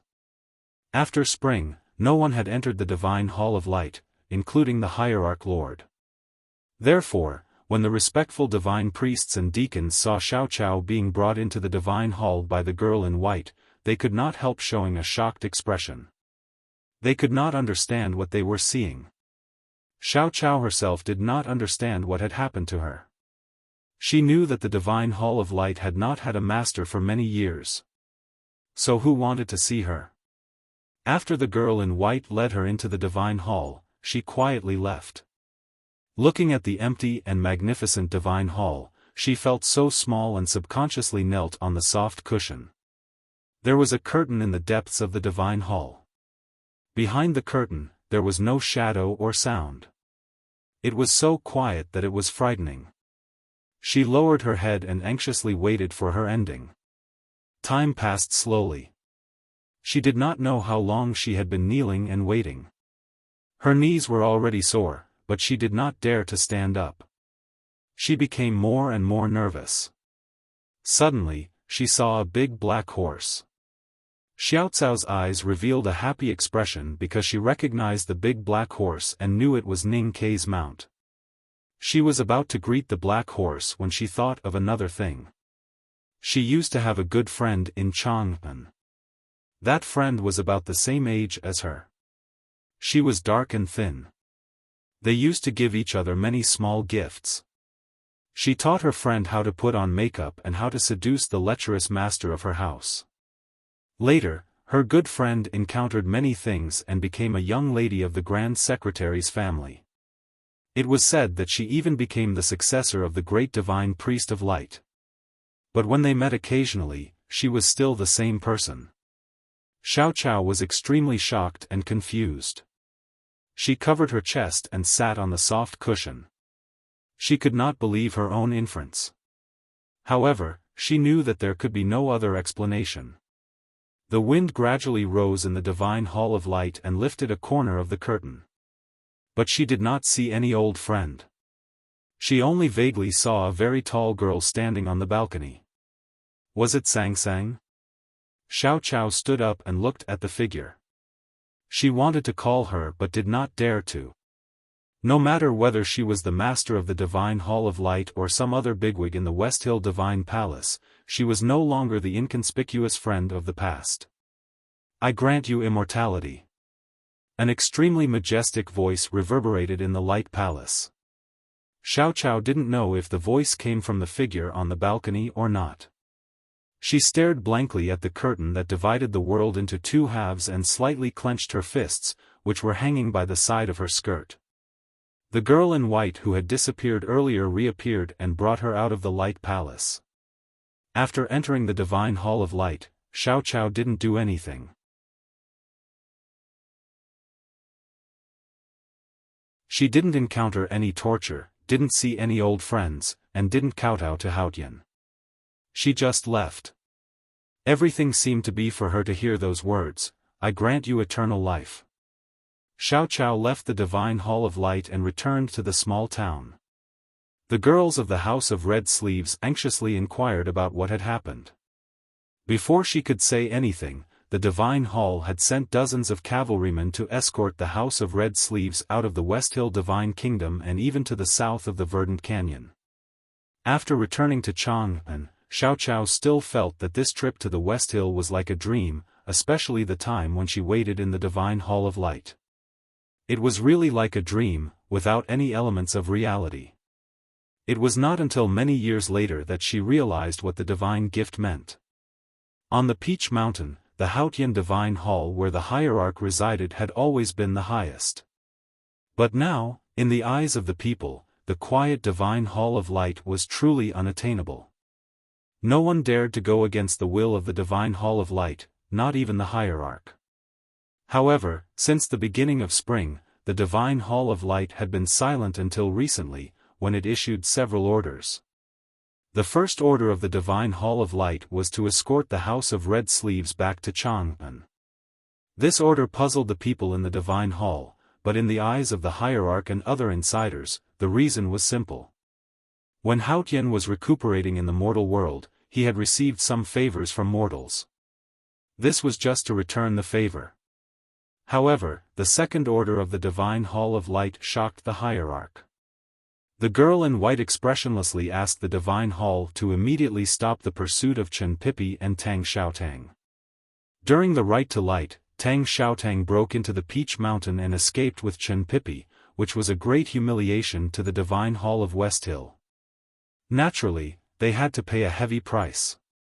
After that, the powerhouses of the Divine Hall went out to search everywhere. They even set up many traps on the road from Qinghe Prefecture to Chang'an. The hierarch firmly believed that under the pressure of the drunkard and the butcher, the real powerhouses of the back of the mountain of the academy dared not do anything. Then Chen Pipi and Tang Xiaotang would be caught by the Divine Hall sooner or later, and then they would be executed. At this time, the girl in white asked the Divine Hall to immediately stop the search. Why did Haotian do that? The hierarch was a little confused, but he dared not to question it. For the Divine Hall of West Hill, the House of Red Sleeves left unscathed. Although it was infuriating, it was still a trivial matter. Stopping the pursuit of Chen Pipi and Tang Xiaotang was the real important matter. For Sang Sang, these were all trivial matters. Because for Haotian, everything in the human world was trivial.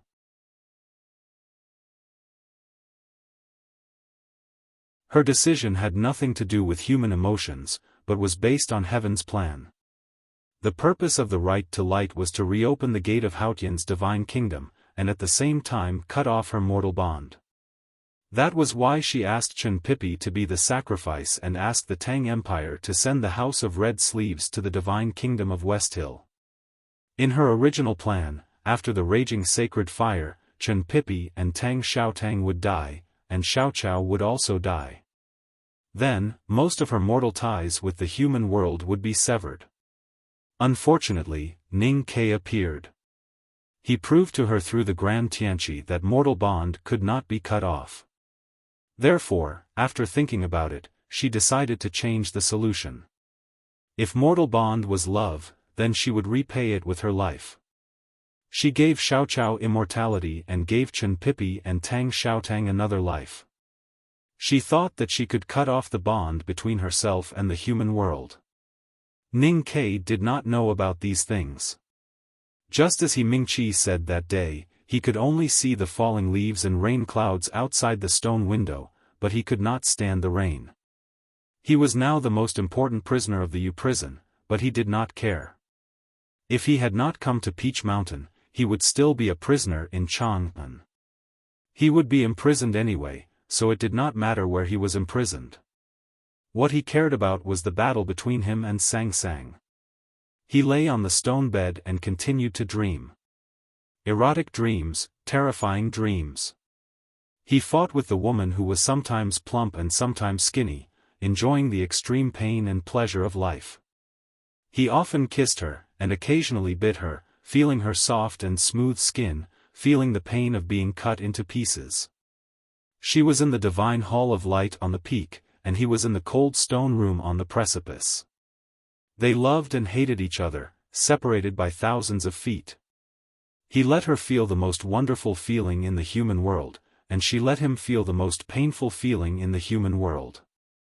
She kept killing him, and he kept loving her. It was all torture. This was a battle between heaven and man, and also a battle between a man and a woman.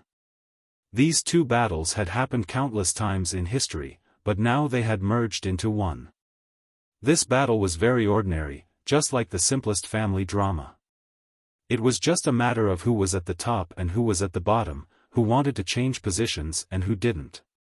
In the end, there would always be one side who would emerge victorious, and then their voices would be louder in the family. But this battle was not ordinary, because it was not about who was the master of the old brush pen shop, but the outcome of the battle between Haotian and mankind, and the final direction of the world. Sometimes when Ning Ke thought about the fate of the world decided by the life of a married couple, he would inevitably feel that it was ridiculous, but he also could not hide his pride and complacency. The battle in the dream continued. He did not know how long it had been in the cell.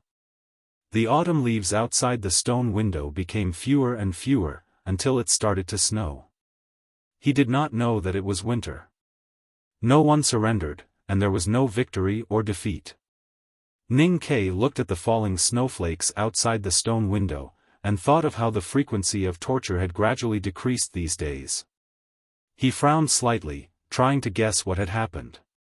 He did not know what was happening outside, but he was sure that old Master Chui had been killed by him. He knew that there were people in the small town where the drunkard and the butcher were, but he did not know that they were his old friends.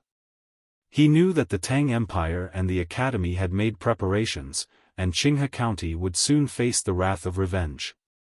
But all of this was on the premise that he could defeat Sang Sang. If heaven had feelings, heaven would age easily.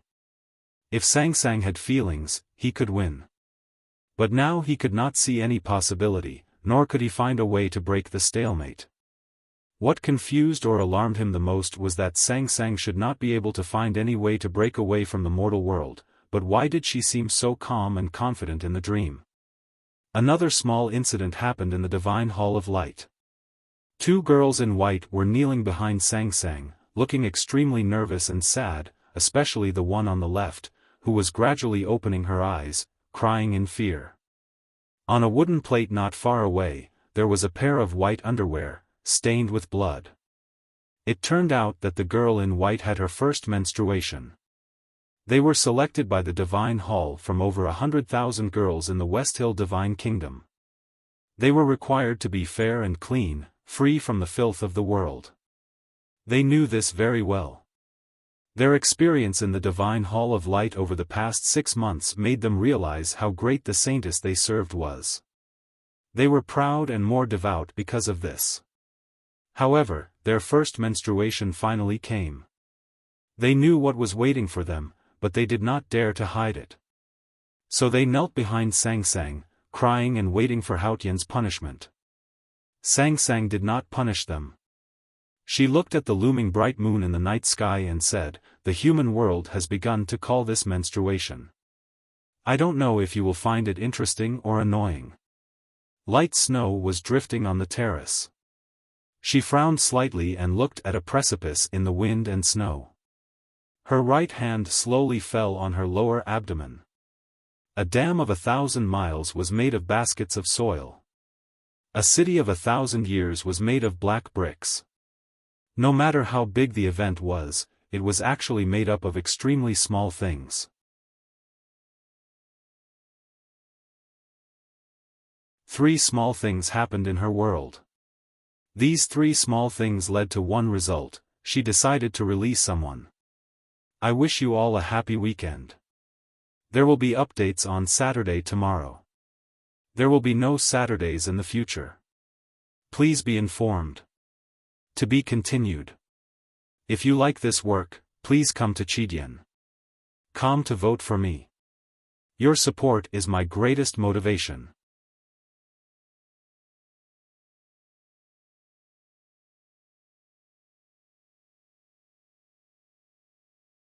Chapter 907. Ning Ke's gaze passed through the stone window and fell on the snow on the opposite cliff. He was a little confused, not because of the sadness of being imprisoned in the stone room, but because he was actually in the mood to look at the snow. He hadn't dreamed for 2 days, which meant that he hadn't been ravaged for 2 days. Under such circumstances, he naturally wouldn't be stupid enough to continue fantasizing about her. He couldn't help but feel a little startled, and this strange and tragic battle was suddenly called off. Then, he became vigilant. Steady footsteps sounded on the mountain path of the U prison. 2 deacons in black from the judicial department came to the fence expressionlessly and took out 2 keys to open the complicated twin lock. Ning Ke looked at the pushed fence and the road in front of him. He raised his eyebrows and asked the 2 deacons in black, "Are you going to kill me or let me go?" The deacons in black were obviously under strict orders. They acted as if they did not hear him and naturally did not answer his question. They held his arms and escorted him out. Ning Ke was unconscious when he was imprisoned in the U prison. This was the first time he saw the inside of the U prison clearly. Torches were lit on both sides of the quiet mountain path. It looked no different from an ordinary prison in the world. He could not help but feel a little disappointed. Then he realized that it was because his snow mountain and ocean of qi were locked and he could not sense the changes in the qi of heaven and earth around him. Otherwise, he should be able to find those terrifying arrays. Walking out of the U prison, he came to the cliff plateau at the top. The black divine hall of judgment was right in front of him. Ning Ke, who was sandwiched between the two deacons, looked in that direction. He wanted to know what Yi Hongyu was doing and what she would think if she knew his current situation. It was late winter and the Peach Mountain was snowy. The cliff plateau was covered with a thick layer of snow. Several majestic divine halls looked even more solemn and sacred in the wind and snow. Ning Ke looked at his footprints in the snow and found that it was quiet on the cliff plateau. He did not see anyone in the U prison or here. In front of the divine hall of light, the two deacons in black knelt down and kowtowed. Then they left quietly. From beginning to end, the two deacons did not say a word or even make a sound. This was the second time Ning Ke had come to the divine hall of light. The first night he spent in the divine hall of light was the longest night of his life and left him with the most unforgettable pain. But when he came to the snowy divine hall again, there was no lingering fear on his face. He looked very calm. He was very sure that since she allowed him to enter the Temple of Light again, it proved that she had not found a way to break the stalemate.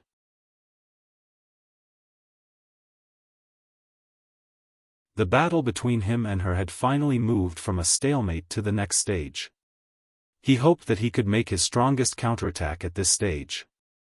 Logically speaking, even if he was not a prisoner but an invited guest of the Divine Hall, he should still wait for the Divine Hall of the Divine Hall to come to pick him. Since the Divine Hall of Light and even the entire West Hill Divine Palace were Sangsang's private property, according to the law of the Tang Empire, it was his private property. The Divine Hall of Light was his home. Did he need anyone's permission to return to his own home? Kay gently patted the snow on and walked. As if he was walking in the Divine Hall. As in the Quebec in the Snow Inn. Different sighs were heard from the other 3 Divine Halls on the plateau.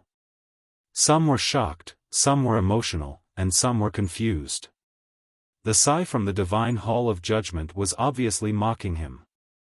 The Divine Hall of Light was still huge and quiet.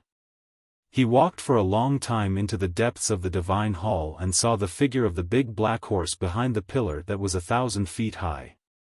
He walked over and patted the big black horse's neck. He sighed and said, "It seems that the food here is good. You are even fatter than in Chang'an." The big black horse thought that the mistress was not the one it liked. But she was the mistress of the whole world. How could it lose meat to follow her? It looked at Ning Ke with uneasiness and sympathy in its eyes. Obviously, Ning Ke had not eaten much meat these days. He was so thin and haggard that it seemed that he would be blown away by the wind. Ning Ke said, "Don't worry. Isn't it common for a couple to quarrel?" The big black horse looked at his lower abdomen and shook its head sympathetically. Ning Ke felt that his self-esteem had been seriously hurt. He said angrily, "When I bring you back to Chang'an, the first thing I'll do is to slap you." The big black horse slightly raised its head and disdainfully thought that as long as it flattered the mistress, Ning Ke would be nothing. The cold wind blew and snowflakes floated into the Divine Hall. They fell on the jade-like ground and melted instantly. Ning Ke looked in the direction of the snowflakes and saw that the curtain was lifted. She was still on the terrace. He walked in that direction and stopped about 3 feet behind the balcony. She stood on the edge of the terrace with her hands behind her back. She looked at the human world and the mountains in the wind and snow. Ning Ke's eyes fell on her hands. He thought of the gentle universe and the violent universe that he had felt through her hands. He could not help but want to stay away from her. He did not dare to look at her hands again. He looked at her tall back and found that her figure was clearer than the last time they met. Although there was wind and snow, the lines of her body seemed to be carved on a stone.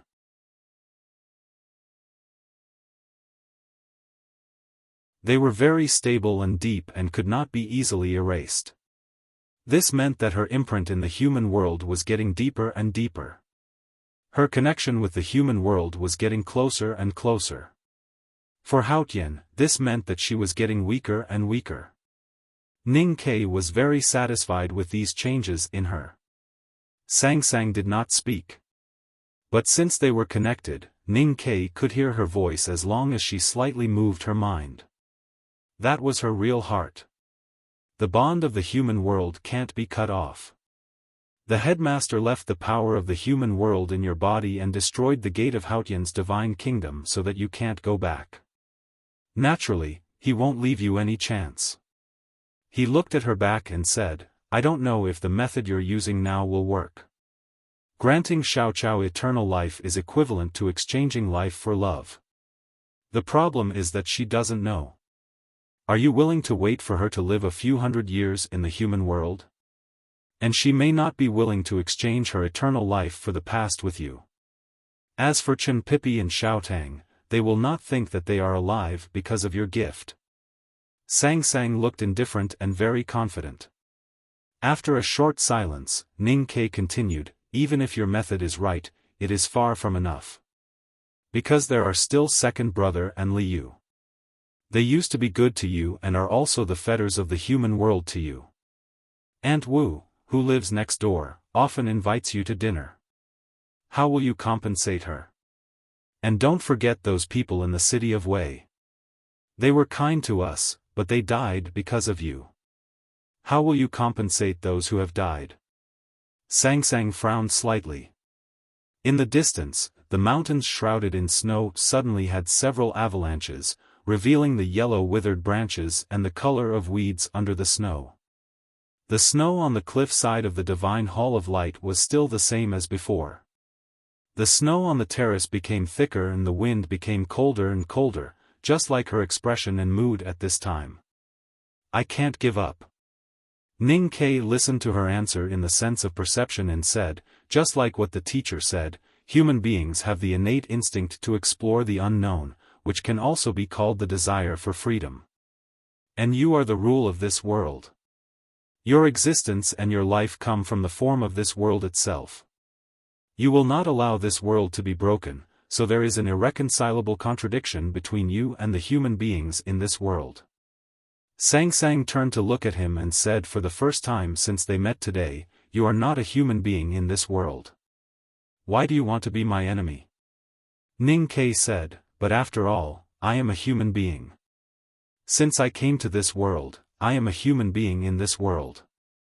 Many years ago in Chang'an, I had a hard time reading in the old library and would feel dizzy and vomit every night.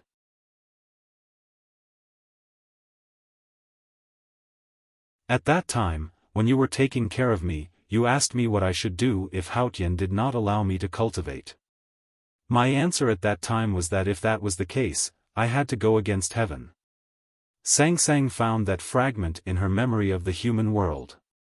At that time, the master and the servant who were discussing the problem did not know that Haotian was her. Now it was a little strange to think about it. So you have to go against my will? She looked at Ning Ke and asked. Ning Ke looked at the only familiar pair of willow-shaped eyes on her face. After a moment of silence, he said, this is probably the so-called fate. You can't go against it. Sang Sang said, I am Haotian. At least I can change your fate. You are my natal life. My fate is your fate. How can you change it? Only by defying the heavens can you change your fate. Now that I think about it, from the day I picked you up on the side of Hebei, I have been fighting with you non-stop. Although I always lose, I am indeed defying the heavens. Ning Ke looked at her and said, but you can't. Because you can't fight against yourself, just like a human can't lift his own hair and keep his feet off the ground. Sang Sang glanced at him. Ning Kei's hands uncontrollably went to the top of his head and grabbed his hair. Then his feet left the ground and he hung in the air, looking very funny. He sighed and said, "Is this interesting?" Sang Sang said, "Isn't the academy pursuing interesting?" Ning Kei said, "But we have to be reasonable." Sang Sang said, "When has the academy ever been reasonable?" Ning Kei fell down and looked a little embarrassed.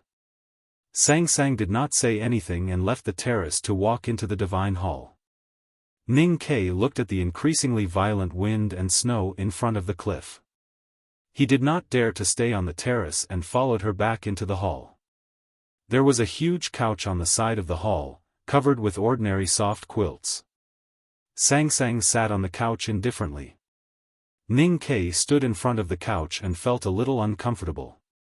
At this moment, two girls in white came over with a copper basin and a towel in their hands. Ning Kei thought that it was still early. Should he wash and rest?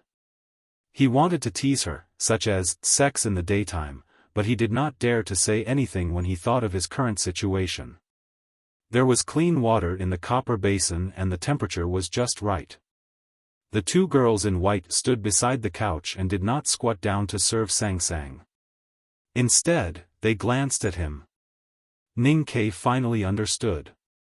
He thought for a while and squatted down. He put Sang Sang's feet into the copper basin and began to wash them carefully. "Is this interesting?" he said with his head down. Sang Sang said, "I have a lot of earthly fate with the human world. There are many people I need to make up to, and I am doing it. And the fate between you and me is that you need to make it up to me, so you have to do it too."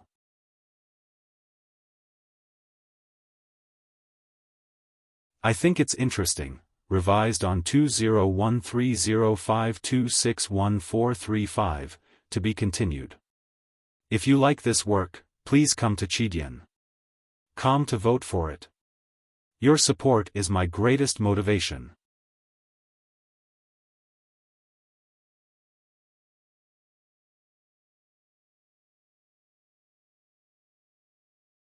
Chapter 908. When Sang Sang was a human, she seemed a little clumsy and didn't like to talk much. In fact, that was just on the surface. The most fundamental reason was that she had a cold personality. If one looked deeper, the reason was that she never had any real feelings for the world she lived in. The soldiers and civilians in the city of Wei, and second brother and Chen Pipi in the academy had all cared for her. Xiao Chao had given her many gifts, but she rarely returned them. The past was the bond she had left in the human world. Since she couldn't cut it off, she had to make up for it. But Ning Kei was an exception. She had given enough feelings to Ning Kei in the human world. She had dedicated all her thoughts and even her life to him. So she didn't need to make up for it. If she wanted to cut off the bond with Ning Kei, she would need to take back everything she had given him, such as washing his feet, making his bed, and following him around. To her, it had nothing to do with whether it was interesting or not. It was what she should do. Ning Kei didn't think it was what he should do. But compared to the pain of being dismembered, washing her feet was really a small thing. So he squatted down without hesitation. He didn't think it was humiliating. Just like what he thought when he knelt down in front of the divine hall of light at the peak during the Right to Light, "You've knelt down to wash my feet for me many times over the years. So what if I pay you back this time?"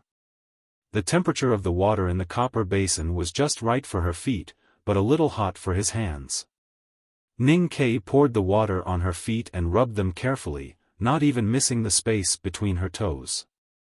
Her feet were still as white as before, just softer and more tender than before, and the skin above her ankles was also white. Ning Kei looked at the feet in the basin and thought about these things. Then he found that his hands were scalded red. He then remembered that when she washed his feet in the past, her hands were often scalded red as well. Sang Sang had never worn shoes since she woke up in the northernmost peak. In the city of the Kingdom of Song, the charming woman had given her a pair of shoes, but she had thrown them away as if they were worn out. She walked barefoot through the wilderness, the countryside, the city, all the way to the West Hill Divine Palace and the mortal world. Her feet were still so clean, without any dirt on them.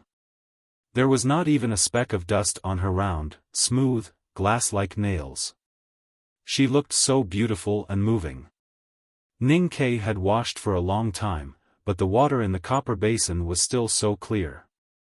It even gave people a feeling that fish must like swimming in it, and it was refreshing even if they drank it. But he still washed her feet seriously and attentively. Because he knew that Sang Sang wanted him to wash her feet, not because they were dirty, but because she needed him to wash her feet.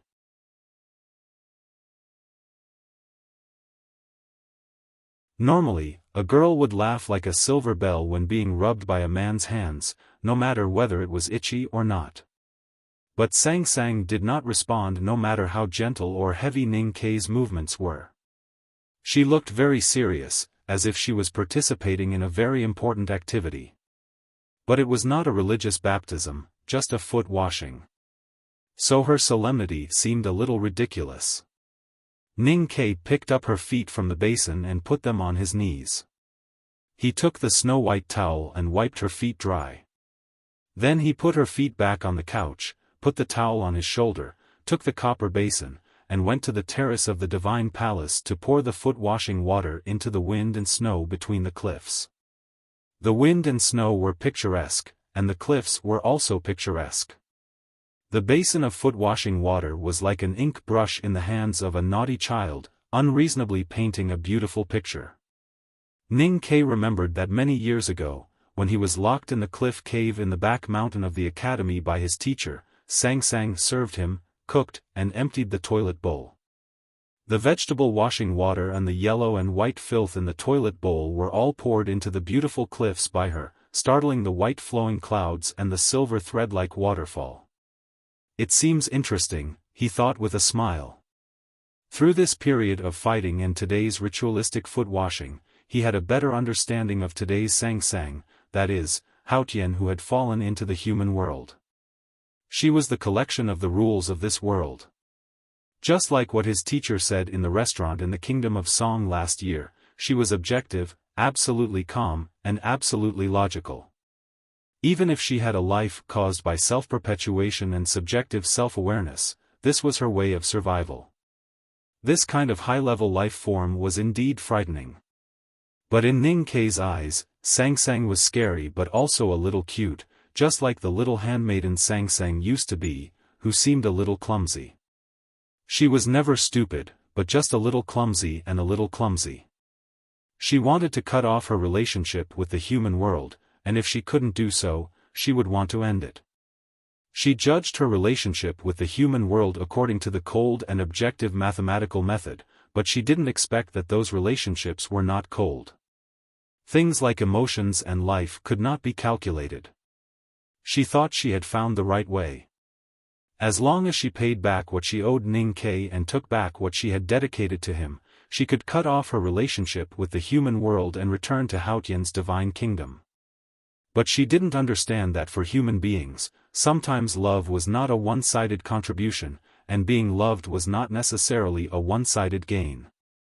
In short, these were all very complicated things. Even if she could calculate, she couldn't calculate all the details.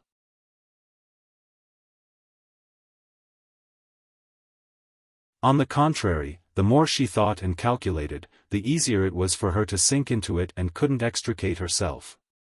When she began to think in the way of human beings and began to value human emotions, she would gradually lose her objectivity and become more and more like a human being. Ning Ke began to feel that this matter was gradually becoming more and more interesting. The West Hill Divine Palace ruled this world. In order to provide for the disabled elders in the Jishou Abbey, gold and silver from all countries were sent to the Qingqing Mountains. The old Taoists in the cave were even so extravagant that they used the fur of the snowfield dire wolf as a mattress. Now the West Hill Divine Palace worshipped Haotian. When Haotian wanted to eat, it could be imagined how many rare ingredients were sent to the Peach Mountain. A girl in white brought Ning Kai into the kitchen. He had never thought that a kitchen could be more magnificent than the imperial palace. He had also never seen so many rare ingredients. Looking at the bear paws piled up like cabbages by the wall and the dried shark fins soaked in the pond like pickles, he couldn't help but shake his head and said, "Is the Divine Hall going to open a restaurant?" The girl in white blushed. She and her companions had lived in the Divine Hall of Light for half a year and enjoyed infinite glory, but no one dared to talk to them. Although they were devout, they were still young. Hearing Ning Kai's words, they almost laughed out loud. The bear paws are used to make soup, and the shark fins are used to make sauce. Today's main ingredients are at the back. Could you go and see for yourself? Extravagant, too extravagant. Ning Kai walked through the rare ingredients and sighed with emotion. There were a lot of foodies in the academy, and his teacher was the biggest foodie in history. But he had never seen such a scene. He came to the stove and looked at the oil and all kinds of spices in the iron pot. He nodded with satisfaction and asked, "What's her favorite dish recently?" The girl in white thought about it seriously and said, "Master is not picky about food. But once we found a chef from Chang'an City to make a bowl of hot and sour noodle slice soup. Master seemed very happy." Ning Kai understood. The dinner in the Divine Hall of Light was very simple. It was so simple that the two girls in white who were in charge of setting the table looked pale. They were worried that Sang Sang would be unhappy. Ning Kai made a dish of cabbage head in vinegar, a pot of radish stewed with preserved pig trotters, a plate of stir-fried water spinach, and a bowl of egg yolk tofu. He used the most common ingredients. The girl in white was very anxious and suggested that he should at least change the egg yolk into crab roe, but he refused without hesitation. The dining table in the Divine Hall of Light was also very big, even bigger than an ordinary house.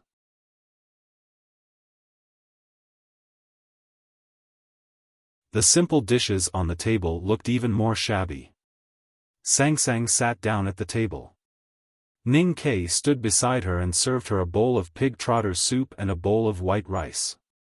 The two girls in white lowered their heads and were too nervous to say anything. Looking at the shabby dishes on the table, Sang Sang was silent for a while. She did not say anything or get angry. She took the bowl from Ning Kai and began to eat. She ate very fast, just like in the old days. The reason why she ate so fast was because she had to clean the table and wash the dishes after eating. The reason why she ate so fast now was because eating was just a habit for her.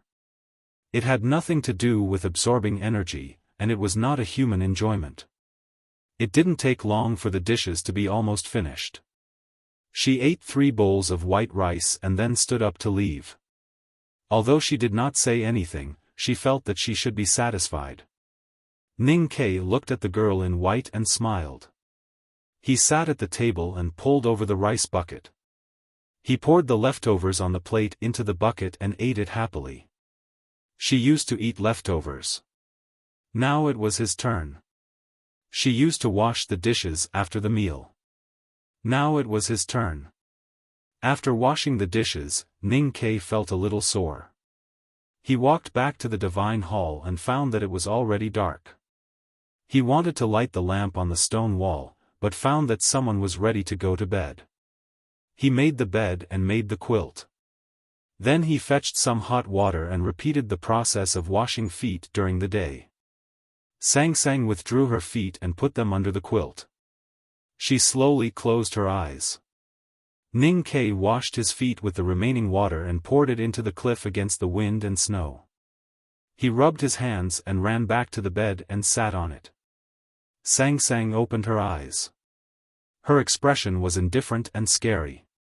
Ning Kai explained very seriously, "Normally, I should warm your bed at this time." Sang Sang frowned slightly and felt a little annoyed.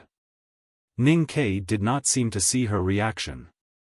He said with a smile, "You used to be cold and never succeeded in warming my bed. But I have a hot body."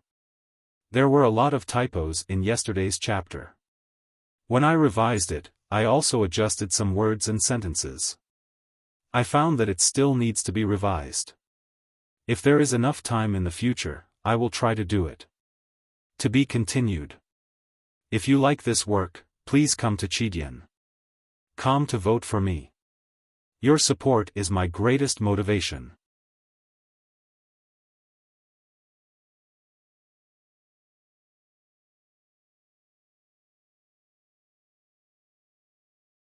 Chapter 909. Ning Ke said it naturally, especially the last line, hot body. It was like a clumsy poem written by a young poet, which was straightforward and funny. Sang Sang did not feel happy and said indifferently, no need. Ning Ke felt that she was being polite, or pretending to be polite, or trying to convince himself that she was being polite. So he moved to the bed impolitely, and his hand fell on the quilt. Sang Sang looked at him. There was no emotion in her bright willowy eyes, not even disgust. Ning Ke's face instantly turned pale and he began to cough. Once he started coughing, it was hard to stop. He coughed so hard that his heart and lungs were torn apart. He curled his body in pain until he coughed out blood, which fell on the ground like dark red plum blossoms. His chest was as painful as being pierced by a burning blade. He was very worried that if he continued to cough like this, he might die of blood exhaustion, or even cough out his heart and liver. Sang Sang's face was expressionless. Ning Ke stood up and left the bed. He rubbed his aching chest and picked up the quilt that should belong to him. He walked to a dark corner and laid it on the bed, letting out a sigh. This sigh sounded a little aggrieved. When they were in Min Mountain, he and Sang Sang always slept together. Although they had a bed and a Kong in the city of Wei, they would eventually sleep in the same bed. It was even more so after they went to Chang'an. No matter if it was the old brush pen shop or the Yanming Lake, there was only one bed that was warm. Now their positions were reversed, and he did not even have the right to sleep on the bed. Two girls in white were holding pear wood poles and removing the gauze. Looking at this scene and hearing Ning Ke's aggrieved sigh, the girl who had talked to him in the kitchen could not help but laugh. Although she did not laugh, the smile on her face gradually began to ripple. If it were in the past, Ning Ke would definitely tease the girl in white, or pretend to be more aggrieved. But now he did not do anything, because he was worried that such teasing would make Sang Sang unhappy, and her unhappiness could easily make the girl in white disappear. He knew that she could do such a thing, because she was still Haotian. If she could, she would have killed him a long time ago. Since she was willing to kill him, then she was willing to kill anyone. Ning Ke was a very cold-blooded person, but he felt that there was no need for more people to die, especially in this cold divine hall of light. He wanted to bring warmth and nothing else. The two girls in white went to the side hall to rest. The divine hall of light became particularly quiet at night. The wind and snow drifted into the hall from the balcony, but it did not lower the temperature in the hall. Ning Ke did not fall asleep. It was indeed difficult to fall asleep under such circumstances.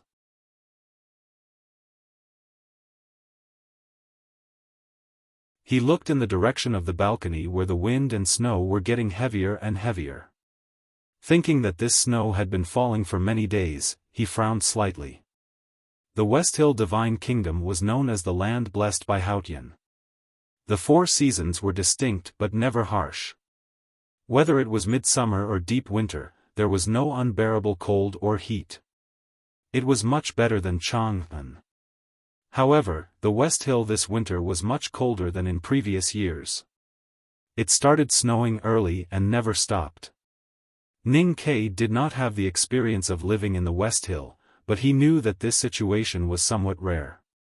He thought that the master had left Sang Sang, Haotian, in the human world. Would the everlasting night really come? He slowly sat up and walked to the couch to look at Sang Sang. Sang Sang closed her eyes, her eyelashes fluttering gently. The length and distance of each eyelash were so precise that they looked like they were drawn. It was unreal. Ning Ke looked at her quietly for a long time. He looked at her eyes and the indifference between them. He looked at her eyelashes and the wisdom in them. He looked at her lips and the redness between them. He looked at her ears and the strands of hair fluttering beside them.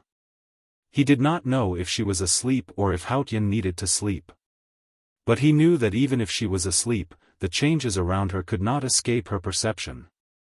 But she did not wake up. She still quietly closed her eyes as if she was having the sweetest sleep. Her face was so ordinary, but she looked like the most noble princess. For Ning Ke, Sangsang's face was now very strange. But looking at it quietly, he felt that it was more and more familiar, as if she had always looked like this in the past years. He did not understand why. Because she was Haotian, or because she was his wife? The night sky above the West Hill Divine Palace was covered by snow clouds. The moon could not be seen. It was dark and quiet inside the Divine Hall of Light, so they could hear the sound of snow falling. His voice was as clean as snow, so soft and fragile. If you want to end the fate between us, so you want me to repay what I owe you, then what about you? Shouldn't you return what belongs to me to me? Sangsang opened her eyes. Her slender willow-shaped eyes were extremely bright, without any residual sleepiness or laziness, because she had not fallen asleep. She looked at Ning Ke and asked expressionlessly, such as? Ning Ke thought for a while and did not continue. In his opinion, those things were what he should do. As a proud human being, how could he be as boring as Haotian? He looked between his legs and said helplessly, such as this? It's really inconvenient to lose something, especially when it's convenient. Sangsang closed her eyes again and did not say another word. Ning Ke said, I will continue to look at you, so please do not suddenly open your eyes later.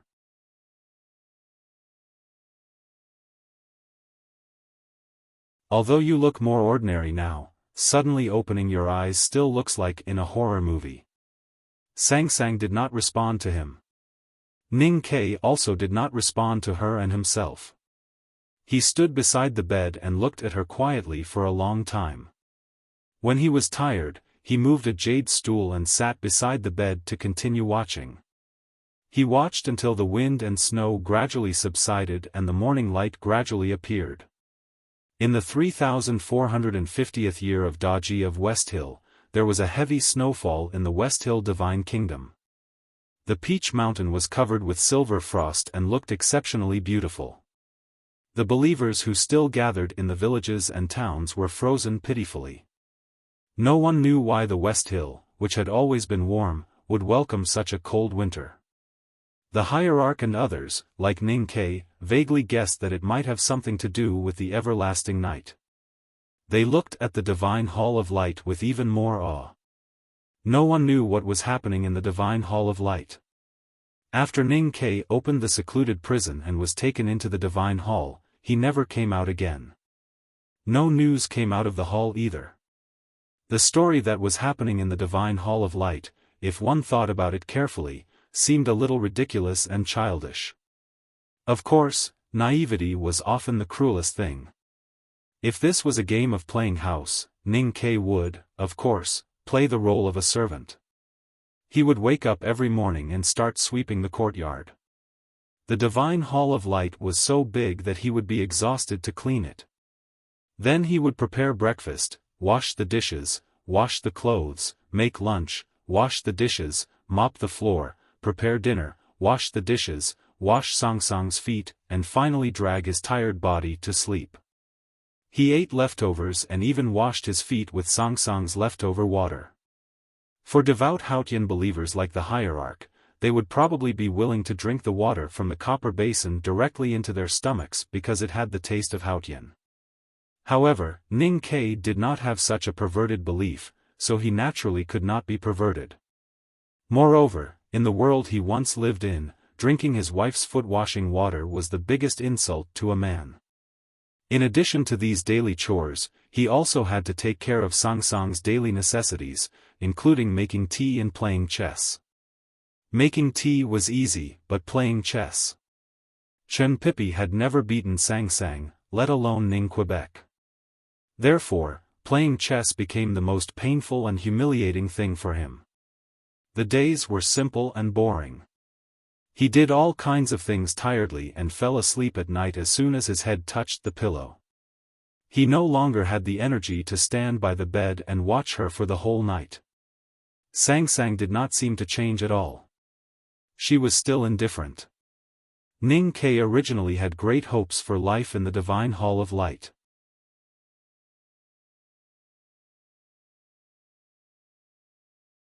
He wanted to make her more and more like a human through spending time with her day and night. But now, looking at her emotionless face, his hopes had long turned into disappointment. One day, he took a bamboo broom to sweep the snow on the terrace. The weather was extremely cold, just like his current mood. There was no smile on his face now, just like the cold mountains. The bamboo broom rustled on the snow, like a brush writing on a slightly coarse bud paper. Countless messy marks were swept on the terrace, which looked like a piece of cursive calligraphy. The person who wrote cursive calligraphy was a little manic. At this moment, the wind and snow suddenly raged and kept falling on the cliff. The terrace that had just been swept was instantly covered with a layer of snow again. The cursive calligraphy was destroyed just like that. Ning Ke stopped sweeping the snow and stood in the wind and snow with the bamboo broom in hand. He looked at the gray sky and asked, "How long will it take? What do you want to do?" Sang Sang said, "I have washed your feet many times, cooked for you many times, mopped the floor many times, and washed the dishes many times. What you are doing now is not even 1% of what I have done." After a moment of silence, Ning Ke said, "You know it's useless. I do owe you a lot, but you also owe me a lot. We will never be able to clear up the debt between us." After saying this, he turned to look into the hall and said, "In Min Mountain, I carried you on my back many times, washed your diapers many times, fed you many times, and killed many people for you." Sang Sang walked slowly and said expressionlessly, "This is a common human emotion, the heart of caring for the young." In the wind and snow, Ning Ke's mood was as cold as the wind and snow, and as angry as the wind and snow. "What about when you grow up? When you were sick, I held you in my arms and warmed you with my body. How can you repay me? From the academy to the Lank Temple and then to Chaoyang City, I have always washed your feet. How can you repay me? I carried you on my back out of Chaoyang City and into the wilderness. When the whole world wanted to kill you, I carried you on my back all the time. How can you repay me?" Sang Sang walked to the railing and looked at the human world in the wind and snow with her hands behind her back. Many images appeared in the falling snow outside the precipice. These images were a little blurry, but they were so clear. They were the rain after the drought in Hebei province. They were the young animals struggling in the well in Min Mountain. They were the teenagers who happily cut off the heads of the horse gang by the Shubi Lake. They were the little handmaiden who walked unsteadily with a flagon of wine and roasted chicken. They were the fried egg noodles in the old brush pen shop. They were the morning sun in Chaoyang City. Under the morning sun, he kept running and waving his knife with her on his back.